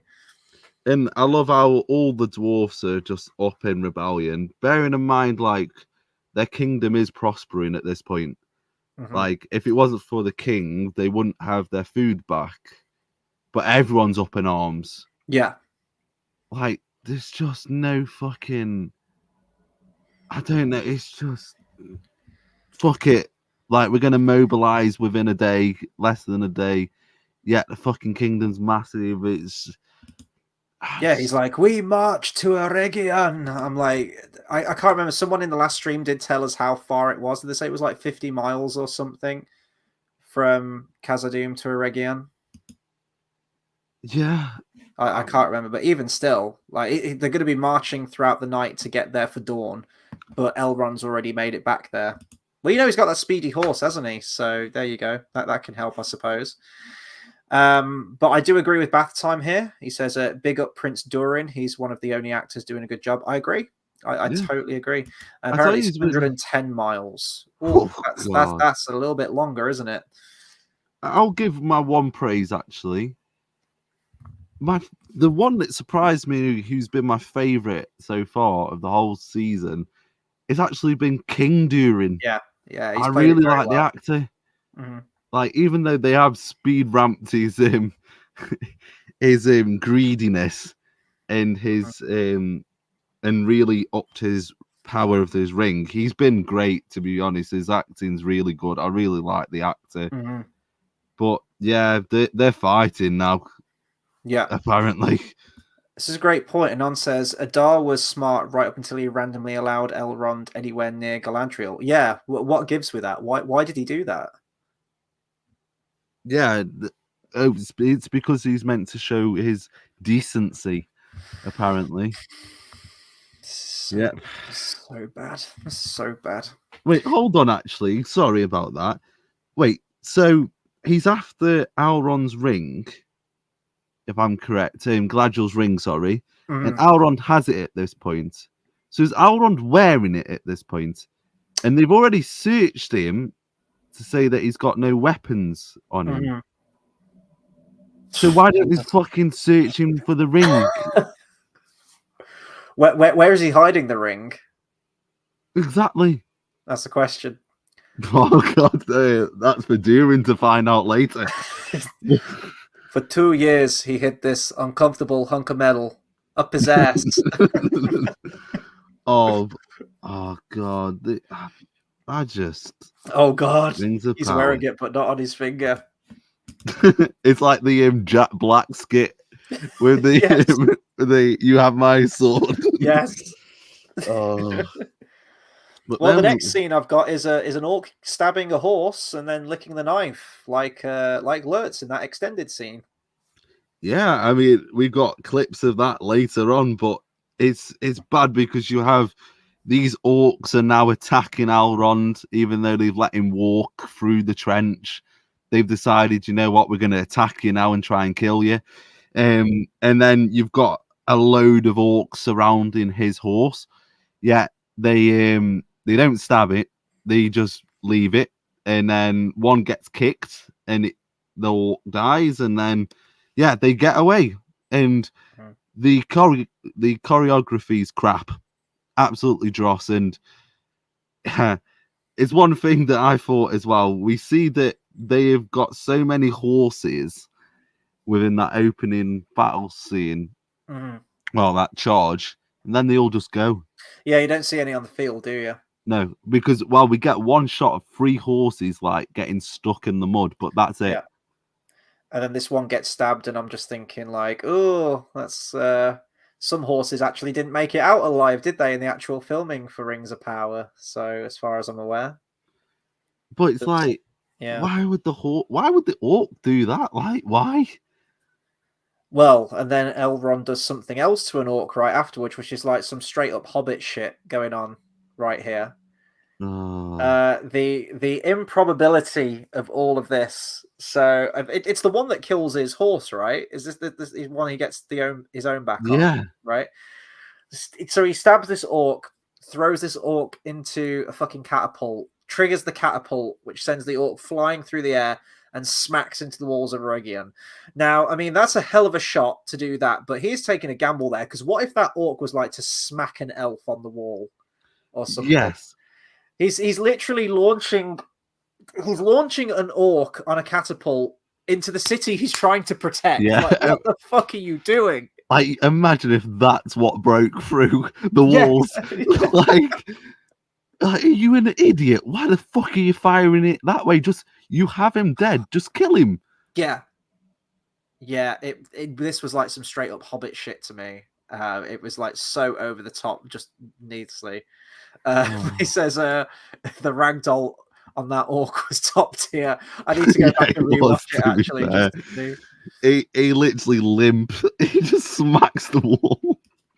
Totally good. Actually, this is a good positive. I'll agree with this. My only positive would be that the orc makeup looked halfway decent this episode. Yeah, I'll agree with that. Some of the, I like that they've got a lot of people in costumes. There's a lot of copy paste orcs in the wide shots, but that's fine. But yeah, the ones that you see, they're all in makeup. They look pretty good. Orc extras overacting really bothered me though. Yeah, I didn't pay attention to the extras. I really needed to. Damn it. I'm not going to go back and rewatch it though. So. Yeah, I think that's what it was. It reminded me of Alfred, I think, with the whole catapult thing with the troll in the extended edition of Battle of the Five Armies, which I'm still trying to forget. I mean, don't you love how the river's all gone? Yeah. Oh yeah. Yeah, not to be worried about now. But this battle, I've made a note here. it's trying so hard to be Helm's Deep, isn't it? It's at night time. You've got, the siege weapons, the catapults, you've got the ladders, you've got the weak point in the wall that they're trying to break, and the dam and the water flooding out and whatnot. It's trying so desperately hard to be Helm's Deep. And I'm like, don't even fucking try. I feel like every fantasy battle that comes out, like Helm's Deep has set the stage in terms of depicting battle on screen, in terms of a siege, that everything comes out Game of Thrones. Oh, this is our Helm's Deep. Oh, this is better than Helm's Deep. I think it was like the Battle of the Bastards in season 6 of Game of Thrones. It was like, oh, this is better than Helm's Deep. And then the Winterfell battle, and then this, like, everything comes out and it's always trying to top it. It's hilarious. It's like with Star Wars Acolyte, it was like, oh, our lightsaber fight in this is better than Duel of the Fates, and everything always gets compared to Duel of the Fates. It's like, just stop. Just stop trying. It's not even a good battle. No, I know. Totally agree. And this is your big one. And we've got another episode of battle.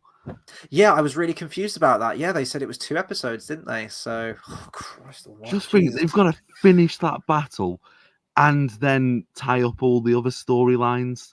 And there's loads of storylines they haven't done anything with. Yeah, so I'm still like the Dark Wizard, the Moth Bitches, Gandalf with his staff, and the stores and the Tusken Raiders. All that stuff in Rune needs tying up. You've got Theo. What's he doing? Isildur. What's he doing? Estrid.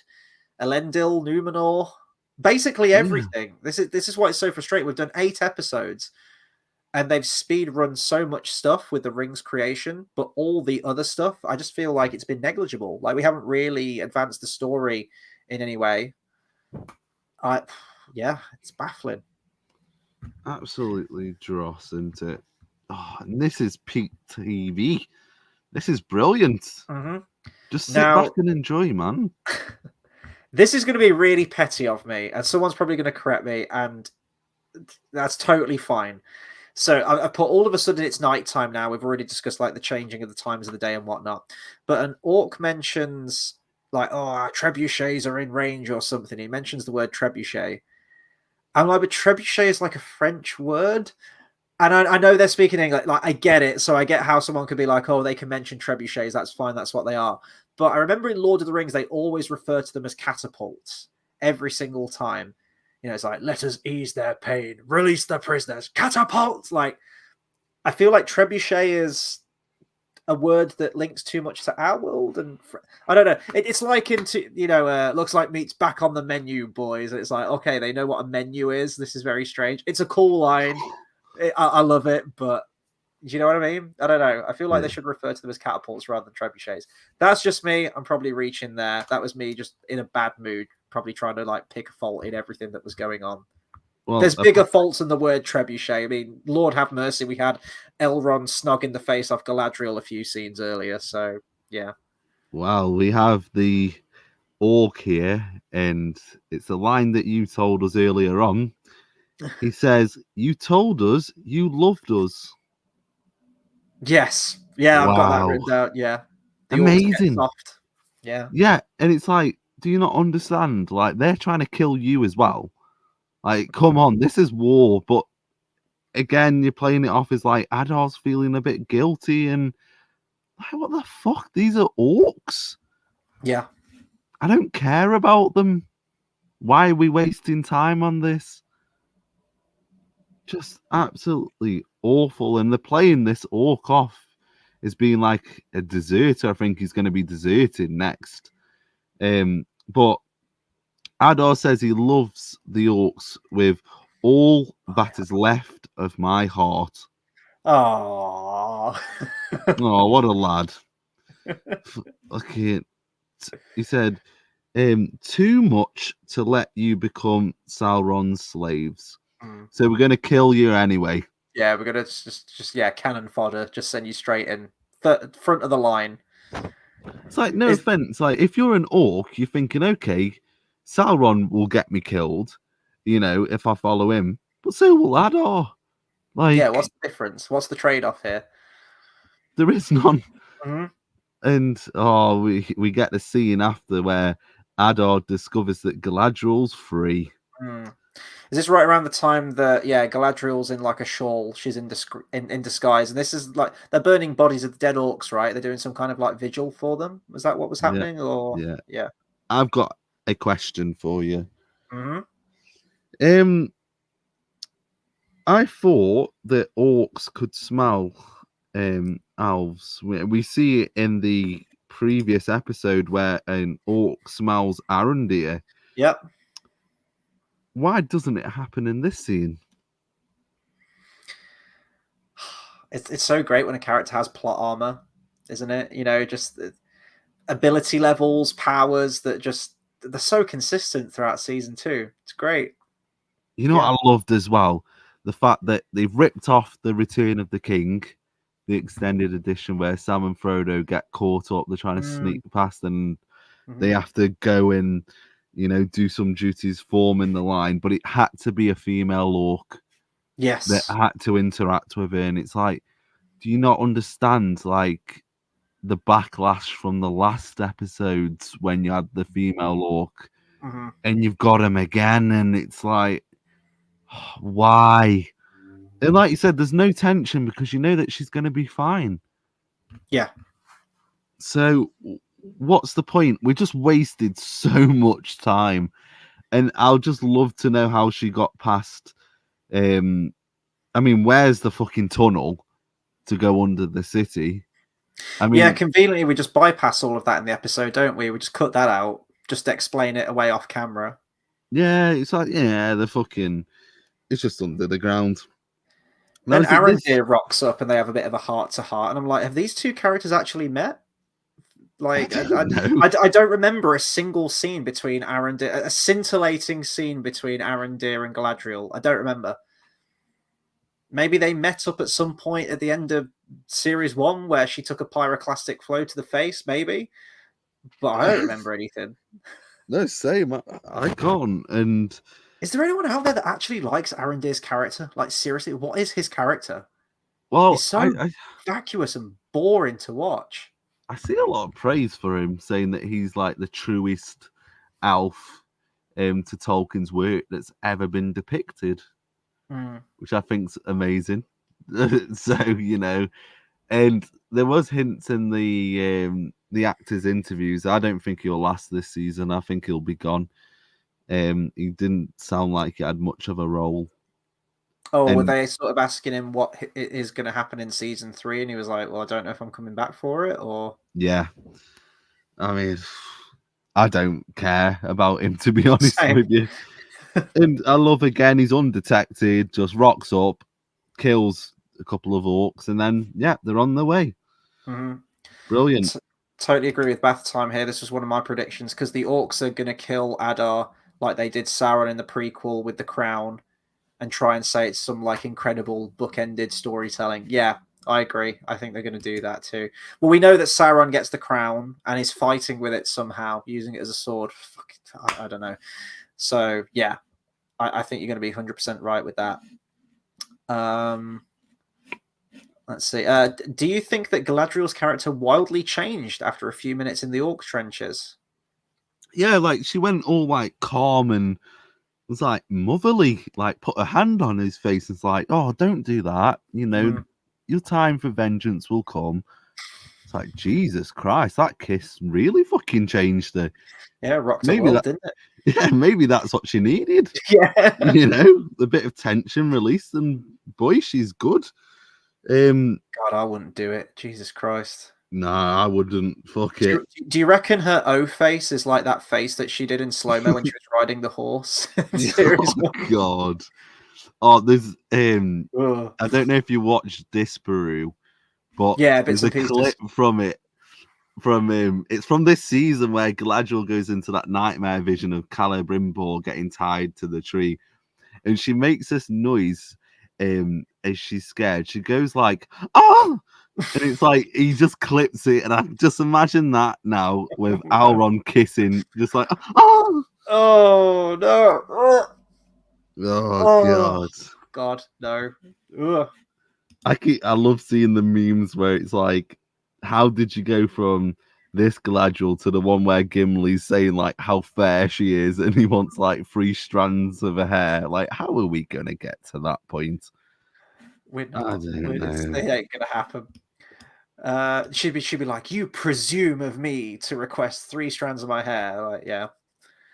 Bath Time says, who remembers when Arondir hated humans because they sided with Melkor in the Southlands? Oh, Yeah, that that's gone. was a long time ago. That was in season 1. We moved past that now. I rated Arondir in this because he at least fired arrows like an elf instead of those extras waving bows around like Harry Potter. Oh God, did they? Don't worry. Oh no. Don't worry. I've got some. Don't worry. Inspection. Quick, Sam, tell the orc his wife has had an affair. I bet Mr. Mouse is involved. Yeah, fucking Mr. Mouse is behind all of this. Yes. Maybe he's like some sentient, godlike, superpowered mouse, like Mr. Jingles from the Green Mile or something.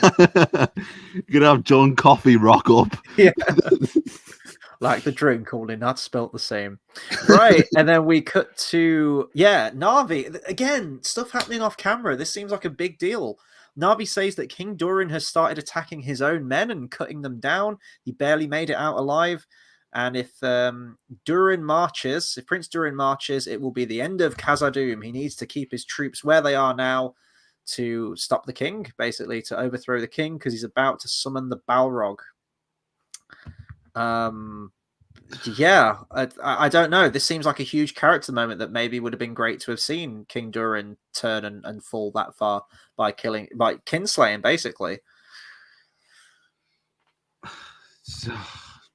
Brilliant. Stuff's just happening, isn't it? And then, then we have here's a moment for the shills. Sauron then talks to Celebrimbor about Morgoth and saying how he hated Morgoth and that Morgoth tortured him and treated him like shit, basically, and that Morgoth wished to destroy, whereas Sauron wanted to perfect, and the two of them didn't always see eye to eye.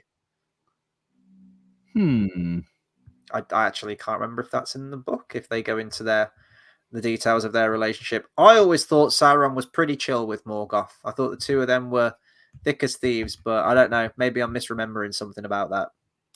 Yeah, I mean, I didn't picture like a sex dungeon of him torturing him. Like, jeez. Like, I mean, he sided with him. Like, he got corrupted by him. Yeah, exactly. Yeah. You know, and again, they're trying to play it off as Sauron's misunderstood, and it's like, we can come change on. Him. Yeah, we can change him. This is right. I keep bringing it up, but this is a bromance. Like, we've built up. We've had 7 episodes, and it's built up to this moment. What moments have we had with them to build this relationship? Like, what's happened? That I don't know, man. I just look at fucking Halbrand with his wig, dross, Celebrimbor, fucking Alzheimer's shite. Just look at him, he's in chains.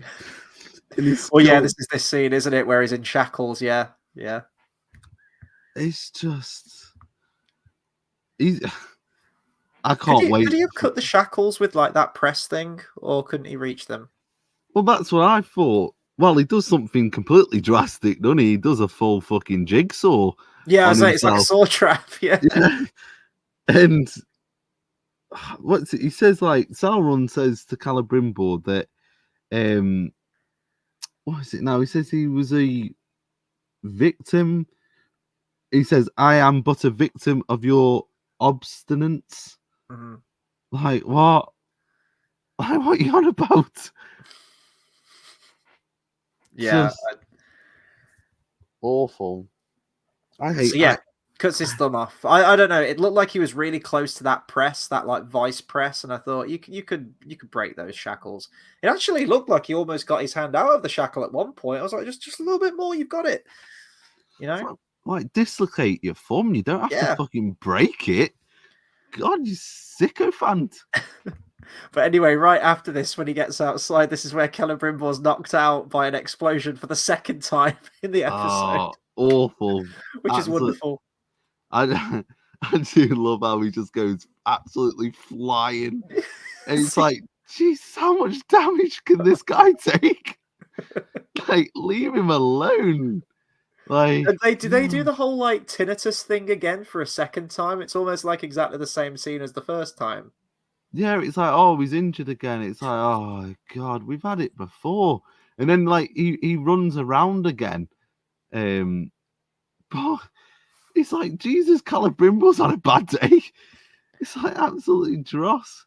Interesting comment. Was cutting his fingers off meant to echo Frodo with Gollum / Sauron, etc.? Oh god. Oh. My family needs me. It was in that scene before that he says that Sauron's the master deceiver. Brilliant. And then it's nighttime again. I'm sorry, I just love these pictures. I'm sorry, it just cracks me up. Yeah. It's like straight away I thought, yeah. And I love how like perfect face for it. It's great. I love how he didn't try to destroy the rings before this point. Like when he knew that Sauron was Sauron, he was still working on them. Mm-hmm. It's like, okay, like you'd rather save yourself as well. Like just like, I know it sounds bad, off yourself. So then he's like, he'll never be able to complete them. He's doomed if that happens. But no. And we also find out that the blood was in the mithril. Like, no, the blood was the mithril. Yeah. Brilliant. Yeah. I'm confused about this as well, because he tries to oh, okay, well maybe if Sauron's put his blood into it, then maybe this is why he can't destroy them. Because he was chucking him in the fire, and I completely forgot about that point with the blood. And I was thinking, okay, so they're doing like the whole like hold out your hand, Frodo. It's quite cool, and it can't be destroyed by any means necessary. I thought all of that was just pertaining to the One Ring. I thought you could quite easily destroy any of the other rings if you wish to. They say that some of the dwarven rings were consumed by dragons and whatnot, or by dragon fire. I thought it was just the One Ring because that was made in the fires of Erodruin. I thought that was the one thing. I thought that was the one thing that I thought that was the only ring that could be destroyed via. I thought all the others you could destroy them if you want to. Any fire or melt them down, whatever you want to do to them. I could be mistaken. They could all have the same properties as the one.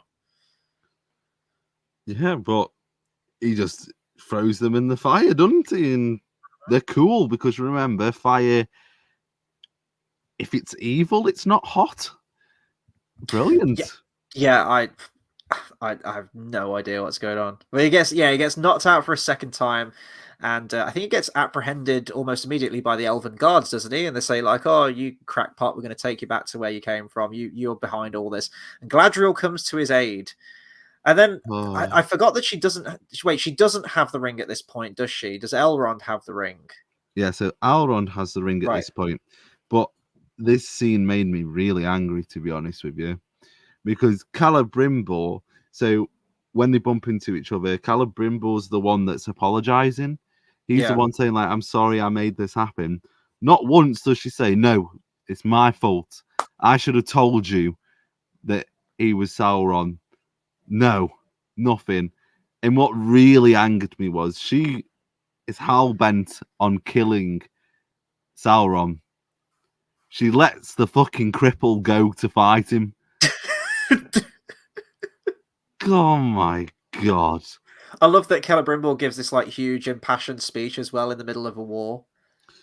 Yeah, and I'm honestly like, I don't care, mate. Just fucking go and die. Yeah. Like, honestly, the quicker the better. And they play off it's like they've had a great relationship. I'm genuinely curious how many scenes have we had with them together? Not at all. Do you know who else I was thinking that we haven't done much with this season? You remember Círdan the Shipwright was in the beginning of this series? Oh my god, he was. For like an episode, he had a beard and then he didn't, and I don't remember anything else. Yeah, what's he doing? That was a gem of a storyline, wasn't it, with him? Yeah. Oh. We've got the Asian chick now. This was really funny. This is the bit where, like, because Elrond hypes her up right before, doesn't he? He's like, a single arrow can turn the tide of battle or something like that. I can't remember what he said, but he's like getting her all G'd up, and I'm like, who the fuck is this character? Like, we've seen her like maybe once. And then the very next scene, he's just hyped her up and like she's this hot shit warrior, and she just immediately gets peppered with like three or 4 arrows. It was fucking hilarious. It was almost like in the next shot, the comedy timing on that moment was great. Yeah, then she ones up Boromir here, doesn't she? She's like ripping arrows out of herself, and then she does like that. I think it's similar to what is it in Game of Thrones? An episode, it might be Bronn or something, blows up something. I remember. Oh yeah, it's season 2, wasn't it? Blackwater, where he blows up the wildfire with that single flaming arrow. She does that, and she takes out like what, maybe like 10 orcs in this explosion. I'm like, yeah. Oh, that's really turning the tide there, isn't it? You've really dented the orc army there. And that was it. This hero moment for a character we barely know. Like, what's the point? Yeah, honestly, like, what is the point? Who cares? Speaking of a character that's been hyped up that I thought was a complete fucking pushover, Damrod is sent him. They have 1 troll, by the way. Is that as much as the budget could allow, or? Here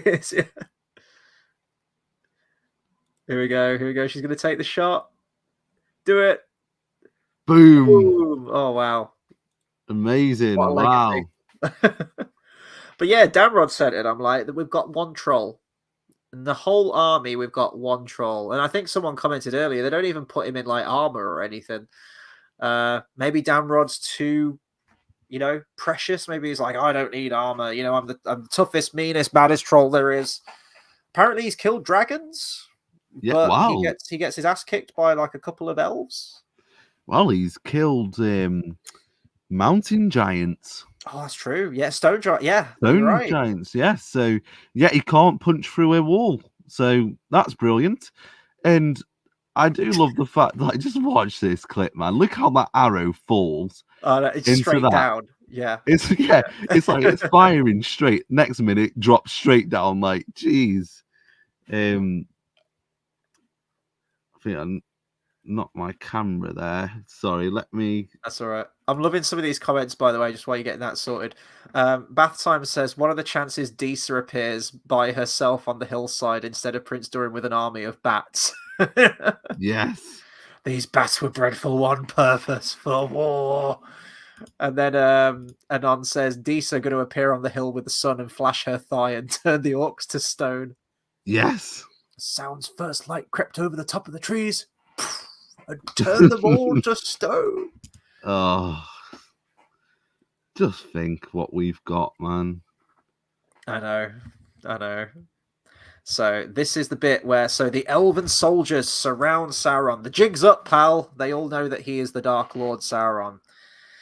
And I thought, like, that was going to do anything. He's just exemplified all these powers, and they're just like, we can stop you. Like, these fucking red shirts just show up. And then Sauron can now apparently possess soldiers and make them stab each other, seemingly at will. Doesn't really, like, exert him or anything like that. Oh, no. We've lost everything in Middle-earth. He will be back. I'll continue this point. Yeah, so he can just possess the soldiers and just make them kill each other. And I was just sitting there thinking, again, his power level, why can't he just do this whenever he wants to? If there's no limit to his power, couldn't he just right from the get-go, as soon as he rocks up to Eregion, just immediately possess everyone, get them all to dispatch each other? And congratulations, you've got a new stronghold. You've got Eregion. Eregion is yours to do with whatever you will. Yeah. As it Sauron is now Mantis from Metal Gear Solid. Yeah, Metal Gear Solid. Oh, he's going to possess your PlayStation controller, isn't he? And read your memory card.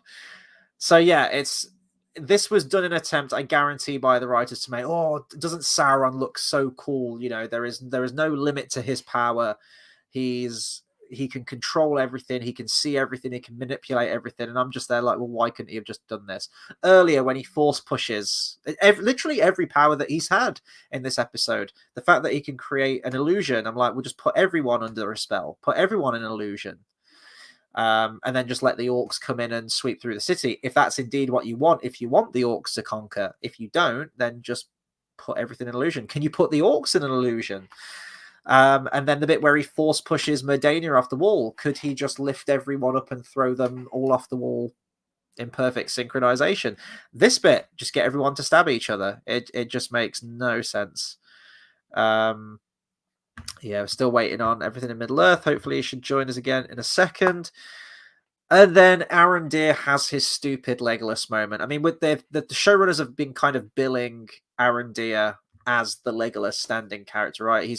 He does all the weird physics-defying flips and everything. We've already seen him do all that stuff, but he has this weird Legolas moment where he's like Mario, like doing, and he like jumps over all the rocks to get into the battle.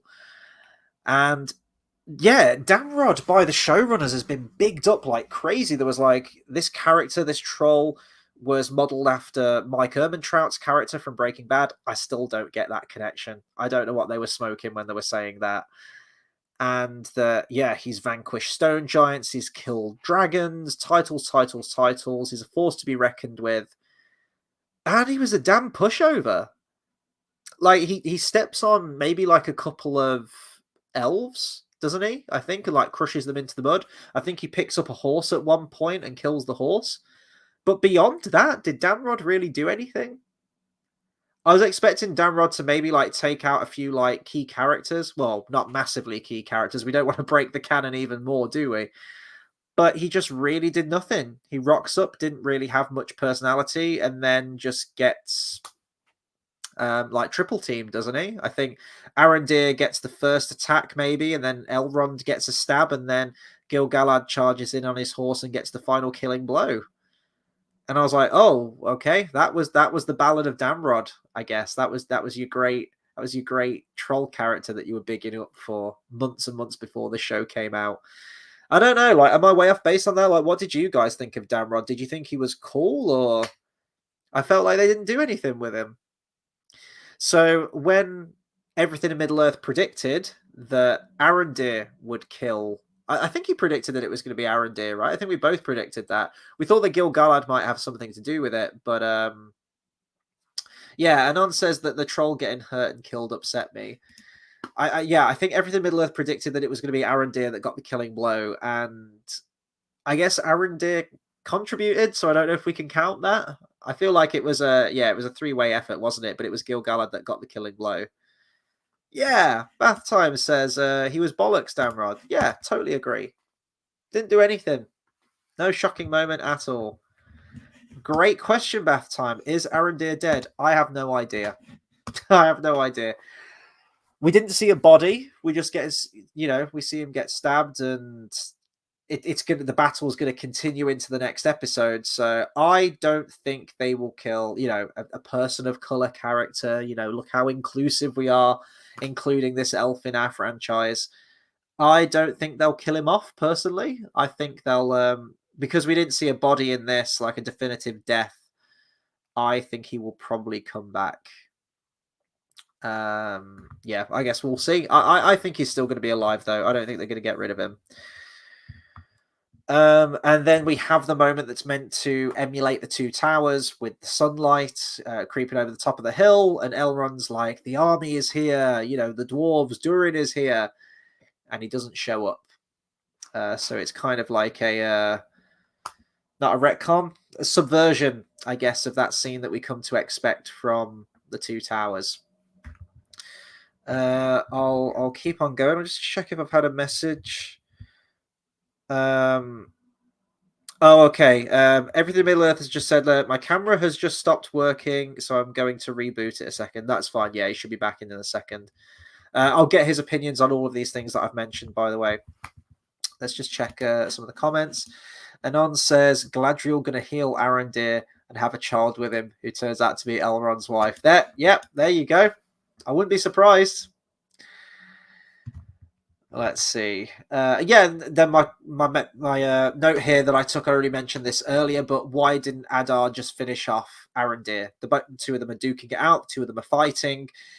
Adar gets the upper hand and wounds Arondir, and instead of just finishing him off on the ground right there, he just walks away. Now, I don't know if this is some kind of thing where I don't want to spill any unnecessary blood to achieve my goal. I just want to achieve my goal. But, maybe he should have thought of that before he started bombarding an entire city and killing everyone on the field possible. If that's, if you're going to those lengths to achieve your goal, then just killing this elf who is in your way, who is actively attacking you and fighting you, seems like a pretty damn good thing to do, especially if this is one of their best warriors and you've just gained the upper hand. Just finish him off.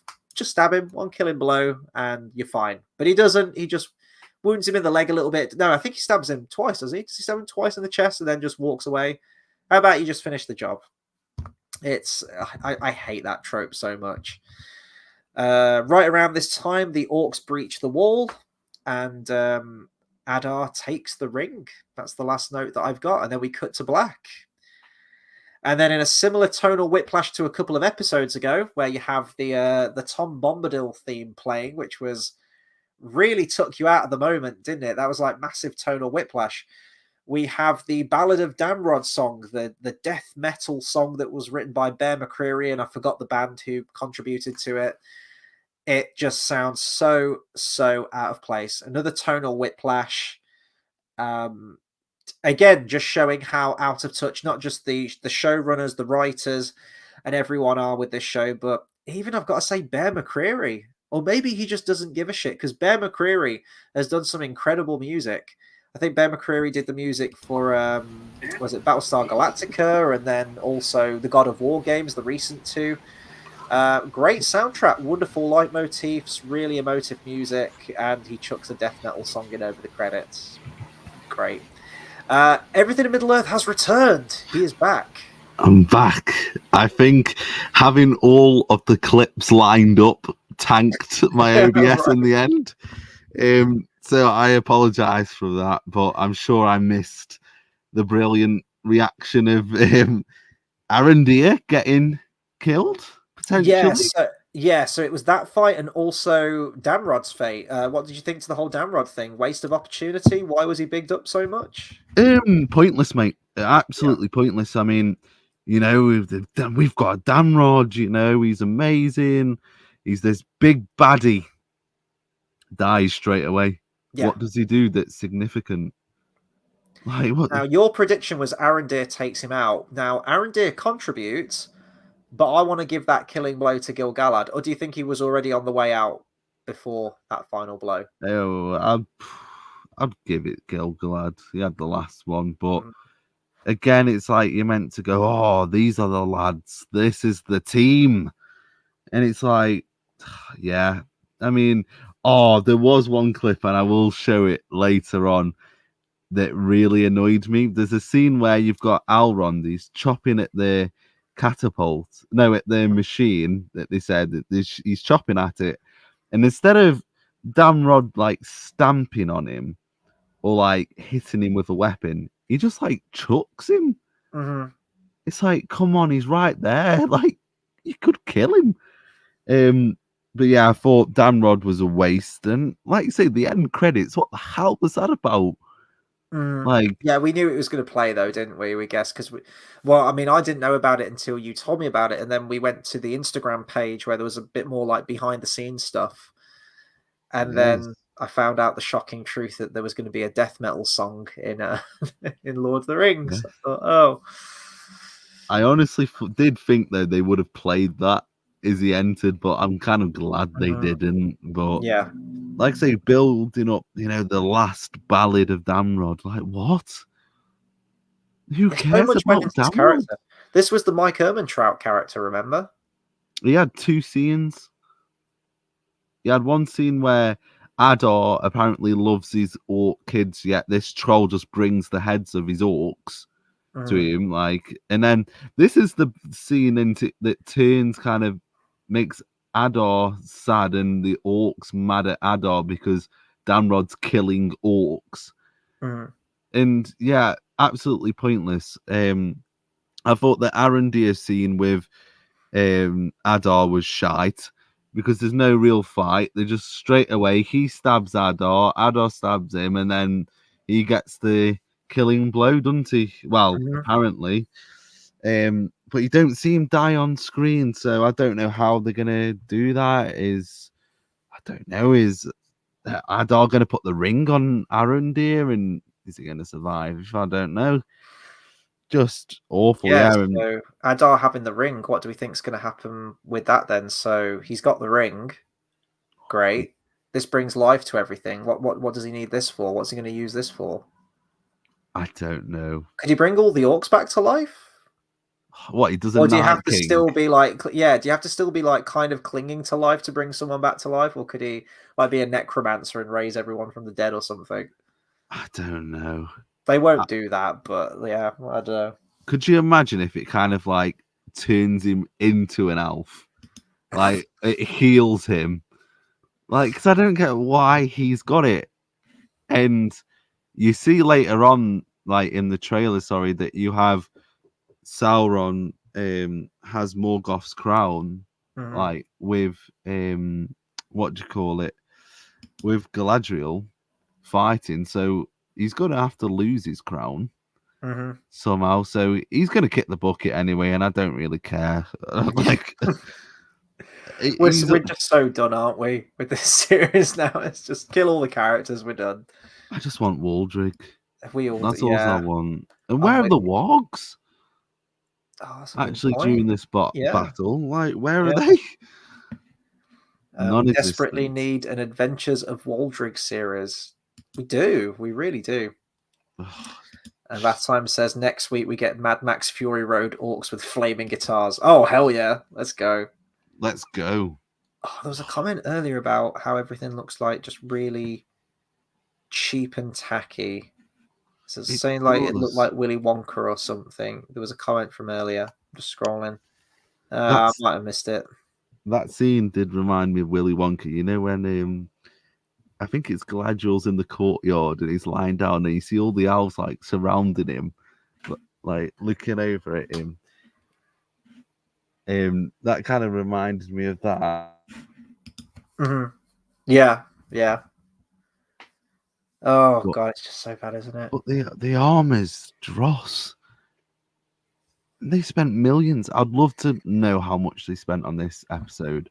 Bearing in mind they spent, I think it was 56 million on the last episode. God, out what they spent on this one.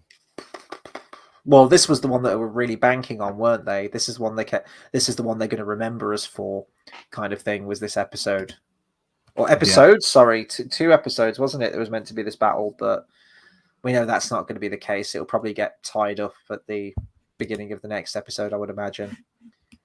Non says it's the Ring of Adamant, so Adar is going to glamour himself as Celeborn. It's the Ring of Adamant. Oh no! Oh. That's where it gets the name. That's the last note I have. But this was a fucking train wreck. Again, completely just thrown together to jangle keys in front of you.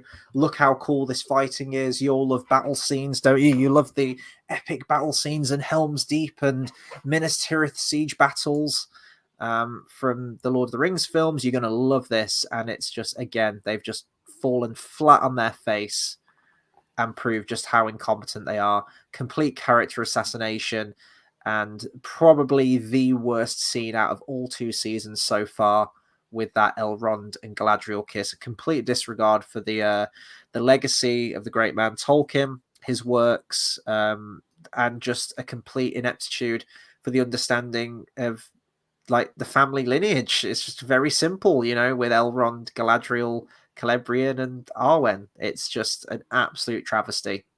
It's awful, awful, awful. We already knew it was, but it finds new lows every single week, seemingly. Yeah. And right, what am I watching right here? Right, so do you see the Asian elf? Yeah. Right, so on this first frame, look at the orc that she nudges. Where is it now? So here, so she knocks that bulldog. Look how far away he goes in the background. Oh, Jesus, yeah. Look at the continuity of that. Like when it comes back around, look at the bald orc, right? So here we go. There he is. He swings. Swings. Oh, bloody hell, yeah. It's awful. I mean, just look in the background. It's just, oh, come on. Okay, I'm looking at all the extras right now. Look at the fearsome fighting. Like, who's winning? Yeah, I don't. There's no sense of like a pendulum swing in the fight, is there? Of That yeah, was mistake number one. It's going to be completely out of order now because I labeled them, no but it worries. completely knocked it. So I'll have to quickly change back to that one. Right. All right, let's see Let some me more. pull up another one. Some Yeah, Melvin brilliance. says, "Where is Isildur? We haven't seen him in several episodes." This is what I'm saying. Yeah, all these storylines they just set up and then drop Yeah. Like, he's in the 8 hours of TV, over 8 hours of TV. precisely. Like, Look at God. everything that was accomplished in 3 hours of a Lord of the Rings film. I think Boromir's on screen for, is it maybe like 17 minutes, if that? Dude has an entire character arc. We're playing with over 8 hours right now. What's their excuse? Oh, here we go. Got the next one for you. Right. Notice the Alvan soldier in the bottom right. Yeah. Watch him do a spin. Watch this. Like, what the fuck? What's that? Spin, totally pointless spin there. Turn your back to your enemy. Yeah. Yeah. And what's he doing? Here we go. Let's just spin. Random spin. And that's CGI as well. I know. And they've just thought, you know what? Let's just. The orcs just like, you know what? I'm going to let you spin. Yeah. Stands there. Yeah. Wait till he does it. Oh, try spinning. That's a good trick. Yeah. And look at Damrod. I know. He's really going to town. The guy who beats up stone giants can't break down a wall. Brilliant. So there's number 2. So Okay. started off pretty easy. So I'll switch it over to image number 4. Right, I'll pull up the next one. All right, what I'm going to do on this next one, I'm going to let you guess which one they are. So Which one is we'll make a the little silly game. extra? So I've already shown you Celebrimbor getting blown up. Yep. Right. Oh, this annoys me actually. This was the Elrond clip that I was on about. Right, let me try. Right, watch this. So Damrod has been shown stamping on people, right? Look at this. So look at Elrond. Like he could easily just stamp on him or it's why? Look at that. Look at him trying to cut it, bless him. I mean, you know, we are in a series where someone can get pimp slapped by a tree into a rock and still be alive. So That is true. hell of a slap there. Oh, And what's the battle formations? How come it's like everyone's just in like one-on-one battles? yeah, this is what Anon says. Yeah, totally right. None of those like epic, sweeping, rousing battle speeches, or you know, well, I mean, Prince Durin tries to have one in Khazad-dûm, doesn't he? But yeah, It's like there's just no sense of it. oh, apparently Gil-galad does a silly spin as well. Oh, does he? Oh, here we go. Right, I want you to spot this one. And audience play along as well.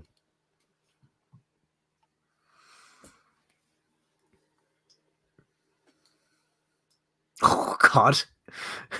Right, have you got? We're in daylight right now. The orcs seem absolutely fine. Just worth mentioning.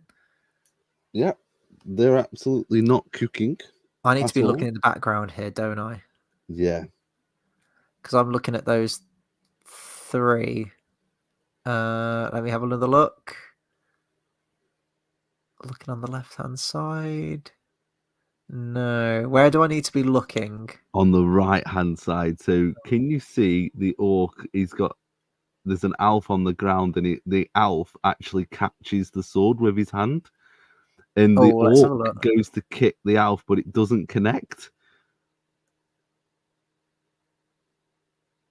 It's on the far. It's the back right one. Can you see it?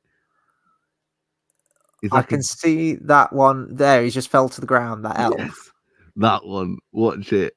Like so, he catches it with his hands. No, And no, he's then got a look at the sword. He kick. has got a sword. He blocks it with his sword Oh, he in his blocks it hand. with his sword. Yeah, hang on. When it comes around again, look, he raises a sword. Clang. There, you got a Oh, he sword. does. But look at the kick. Oh yeah, the kick completely misses. Yeah, Brilliant. yeah. No, I'm with you Listen, on the kick. I mean, oh, actually, no, I'm sorry. Look at the. Oh my god, I've just noticed it. Look at the first guy who's on the floor. The orc completely misses him. Oh, here he And does. then Yeah, hits he the steps over the extra. top of him. He Yeah. hits the extra. I gotta watch that again. Look. Oh, that's so bad, isn't it? Yeah. No God, reshoots or anything. no. No. And Just that's the look one at that you're that. meant to like pay close. Oh my god, fucking hell! Jesus. And he's And just that's on your main focus as well. yeah. Oh my gosh. Miss. That's a genuine mistake, and they've just Yeah. ran with that. What else have we got in the next clip then? Anything Oh, else? Any other ones? oh, we got plenty. So, right, let me put this one on. Right, there was one with Celebrimbor, which was pretty funny. Let's have a look. It's from there. Right, nighttime clip. Right, let's have a look at this one. Ah, right. So this one. Right, I'll tell you when to look and pay attention. It's when it goes on to this wide, just so ignore this bit. It's this wide now. Oh, it's so over so quick. So look on the left-hand side. There's an elf and an orc that are just like staring at each other. Where am I looking? Because that wide shot, it's over real quick. So can I pause I can. Right. So you're looking at the orc and the elf that's shot. on the left here that's closest to Elrond. Right. Okay. Yeah. So let me rewind. So just watch them now. Oh, he just yeah. They do a little shimmy. Just absolute dross. Like, this is your show, man. And just watch them. Oh gosh, it's like they've got no direction. Like, who's directing this? Oh my god. It's like, do you remember when they did the duplicates of the in the crowd shots. yeah. Was it Numenor, wasn't it? Yes, no, it was yes, there was a Southlands, or was it in the Numenor, but Southlands? yeah, there was one in the Southlands, and I think there was a Numenor. But you know, who's directing this, man? It's just absolute dross. Like, even in the editing, like who's watching it back and going, you know what, there's a mistake there.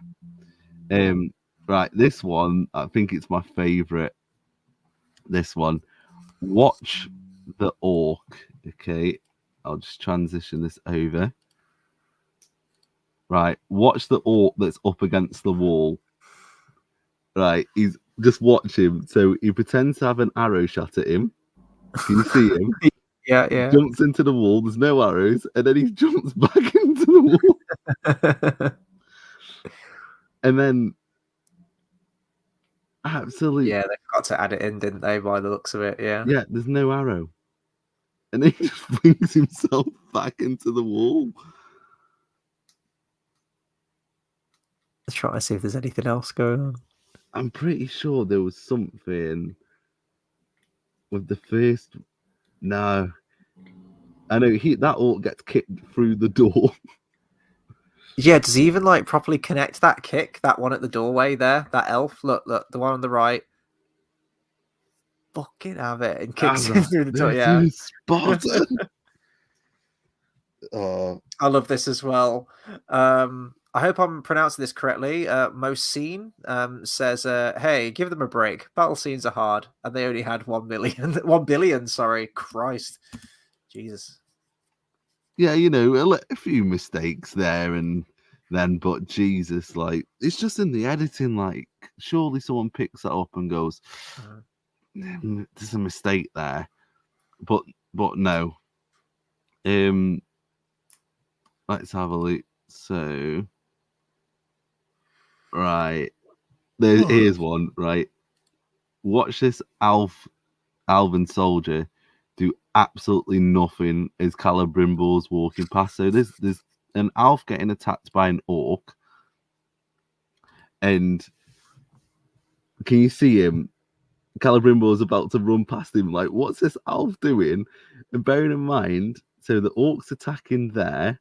Yeah. Bearing in mind that elf is doing nothing, and that orc chucks that elf off the wall. Just look, right? He's offering a hand, and then he just lobs him off. Wait, am I being completely dense right now? Does that ladder just magic out of nowhere as well? On that, No, or is it's that the ladder there. there? Oh, is that the ladder? Yeah, sorry, I couldn't see if it was or But not. watch, right? So if you see on the left, so you've got an elf reaching out a hand, Yeah. and there's another elf that's getting attacked right there, is about to get chucked over. What the hell's that other elf doing? He's just reaching out a hand. He does nothing. And I just love how Celebrimbor's just not helping. This is the guy who's meant to lead the defense. Look. Oh, absolute dross. Well, we got what we wanted, though. We got a battle scene. We did, that's what everyone wanted, right? They wanted to see a big Lord of the Rings scale action scene. Well, you get, to quote Joker, you get what you fucking deserve. Like, here we go. This is the Rings of Power's attempt at a big scale battle. This actually terrifies me when we eventually, if they make it to 5 seasons, we come to like the Last Alliance, Oh, stuff like that. God. Or when we get the Fall of Numenor and we're going to have all the extras running around. That's going to be fun. Oh, right. There's only about 5 more left. Oh, God. Okay, right. Let's do it. Look at the Alvin soldiers that come into shot now at the top. Look what they're doing. The orc does like a double right jab. Can you see it at the top in the middle? Like the orc doesn't even go to stab the guy. Does it in the air. Can you see it? Oh yeah. It's like, what the heck are they doing? I like the little sort of side to side thing that same elf guy does at the very end. Here we go. Huh. I'll fucking have you, mate. Look, that. Oh my God, it's worse, right? Look on the left top. The elf goes to hit the orc, but he taps him on the back. He just pushes him. Can you see it? Oh yeah. On the top left. Yeah. Look, so he goes to, and then he taps him on the back and then runs off. Yeah. Well, he's pushing past him to get through the crowd, isn't he? Like Assassin's Creed. It's like, you got orcs there. Why aren't they doing anything? But I guess we're nitpicking, aren't we? Yeah, this is nitpicking, I would say, but it's fun. But I love it, man. Why not? I love seeing the extras cock it up. It's just... Well, I think most of these are CGI, aren't they? By the looks of it.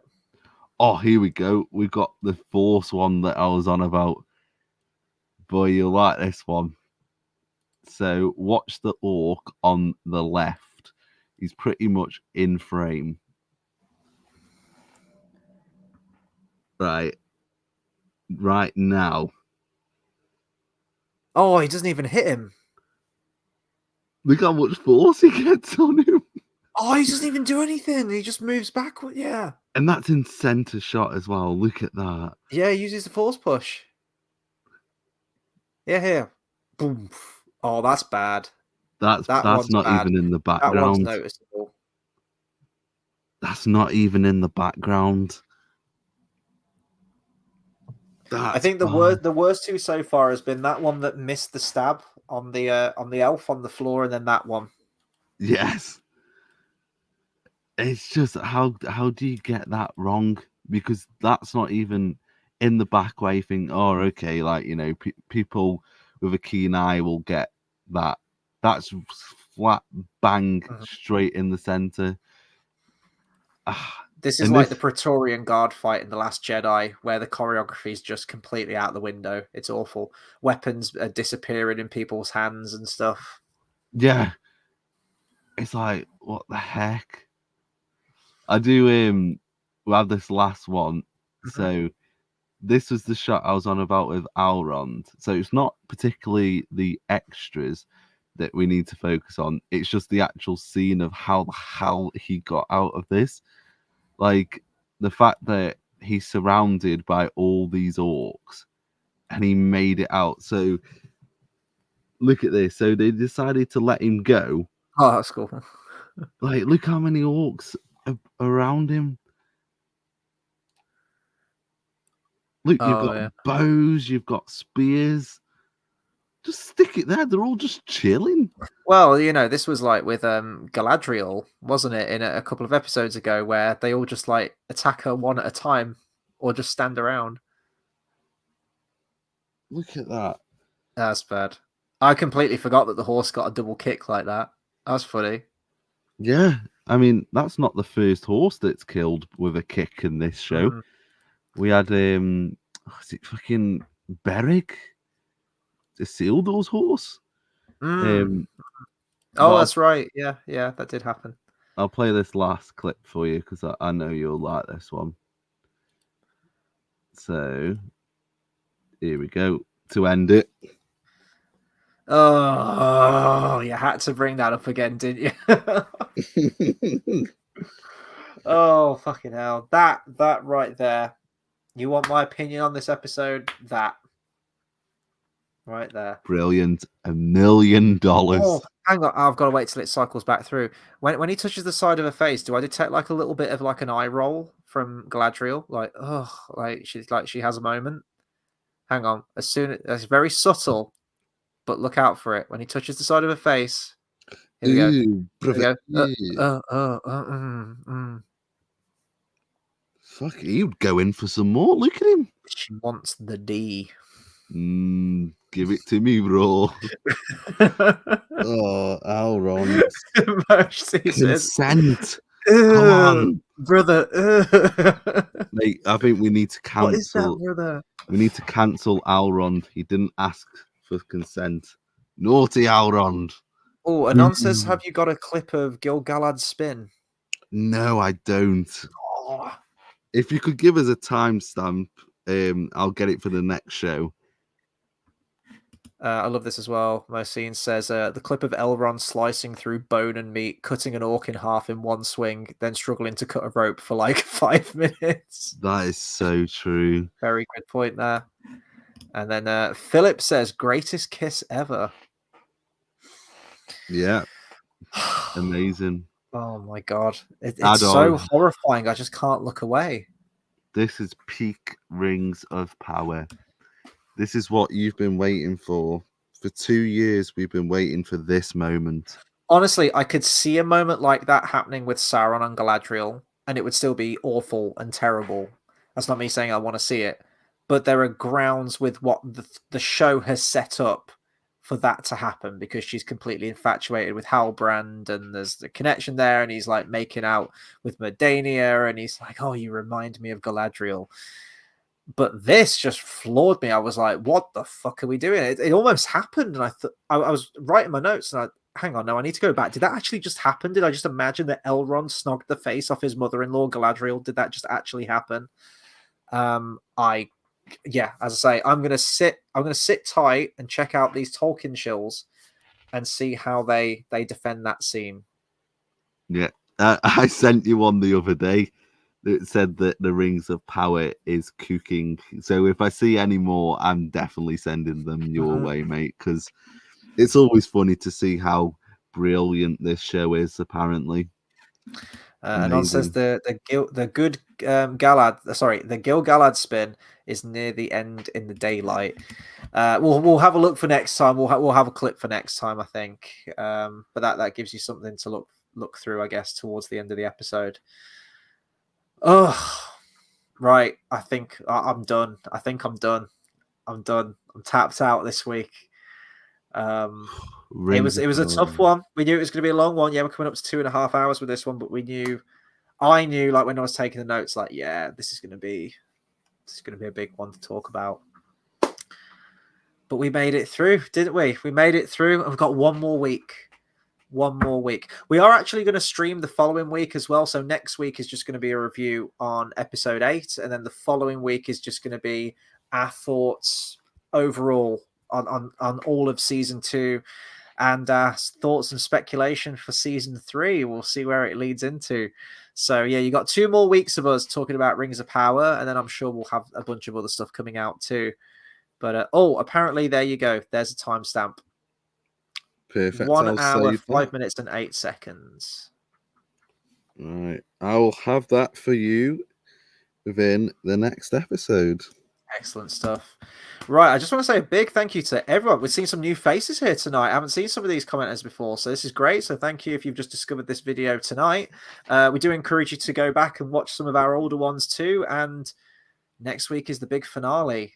Many, many storylines left to tie up. We'll see if they can do it. I don't think they can pull it off, but we'll see. So yeah, but this has been a fun one to talk about tonight, laughing and just despairing with all of you in the comments, as we always tend to do with Rings of Power. But yeah, and then a big thank you to yourself, man, for absolute trooper jumping on all these with me. It's always a blast. It's one of the highlights of my week, actually. It's really good fun. So if you want to just tell people where they can find your channel for some of the new people that we've got here tonight and what you've got coming up. Yes, so you can find me at Everything in Middle Earth on Instagram and on YouTube. On Instagram, I post Lord of the Rings memes. So I haven't shot my video yet for this. So I'll be recording that tomorrow and then hopefully getting that out for Sunday. It's going to be a long one. You know what I actually thought? I thought because it's a battle episode, there wouldn't be that many notes. I would just say, oh yeah, this fight's crap. No, I feel like it's going to be a long one, so I'll have to try get that out. But yeah, it's been amazing to be on, talking through it straight after watching it. It's been therapeutic. So thank you, and thank you for everyone who comments, because it's really nice to see returning faces and new ones and have a laugh. And we've got a narrative going with Waldrick. So, and now we've got Mr. Mouse. So Mr. Mouse is added. Yeah, definitely. HLB says, great show, boys. Well, thank you for everyone, spending your evenings, your Friday evenings, watching us prattle on about the Rings of Power. But we love talking about it, don't we? We do have a laugh with it. So, yeah, we'll see what they can pull out for the finale. I think it's going to be... We keep saying, can it get any worse? It might just get worse in the next episode. Next week might be like the cherry on top of the shit cake that has been season 2. We'll find out. And if you're just discovering this video after it's all said and done, let us know your thoughts on the Rings of Power. Have we been too unfair on it? Did you like it? Was there anything that we didn't cover that you really want to hear us talk about? Anything related to the Rings of Power, please do keep the conversation going. I try and reply to all the comments as much as I can. And please do consider subscribing to the channel for more movie reviews, discussions, and live streams. Not just Rings of Power. I do talk about some other stuff. So what have I got coming up? Sunday, I've got a quiz coming out. I'm going to be hosting a quiz. I'm collaborating with a fellow Lost fan on that. Last weekend was the 20th anniversary of the TV show Lost, which was one of my favorite TV shows growing up, had a big impact on me. And unfortunately, I was busy last weekend, so I couldn't do anything for the actual date of the anniversary. But I've got a quiz planned. It's going to be 60 questions across 6 seasons of Lost, 10 questions per season. And I need to get the questions done for seasons 4 through 6 tomorrow. So that's going to be my Saturday evening after work. But that's going to be at 8:15 p.m. on Sunday. So I'm looking forward to doing that. Monday, it's going to be continuing the Disney retrospective with me and Dale. So we're up to number 47, I want to say. 46, The Wild. I haven't seen that yet, so that will be a first-time viewing. And then on Tuesday next week, I'll also be with Dale. We're going to the cinema to see Empire Strikes Back. So we'll have a Star Wars review. So plenty of stuff coming to the channel. Lots of other TV shows I need to cover as well. The Penguin series is meant to be really good. I need to check that out at some point. And the Nothing But a Good Time documentary on Paramount Plus, which is the 80s hair metal one. So a lot I need to get round to. But if you're here for the Rings of Power, we will be back next Friday to discuss more Rings of Power, the finale. So hopefully see you all there, and hopefully some new faces too. And Anon says you're going to do Sleeping Beauty. We've done it. That was number 17. Just check that through my channel. I've got a playlist on there. You can check that out. But yeah, this has been great. We'll round off here, and we'll see you guys on the next one. Take care, everyone.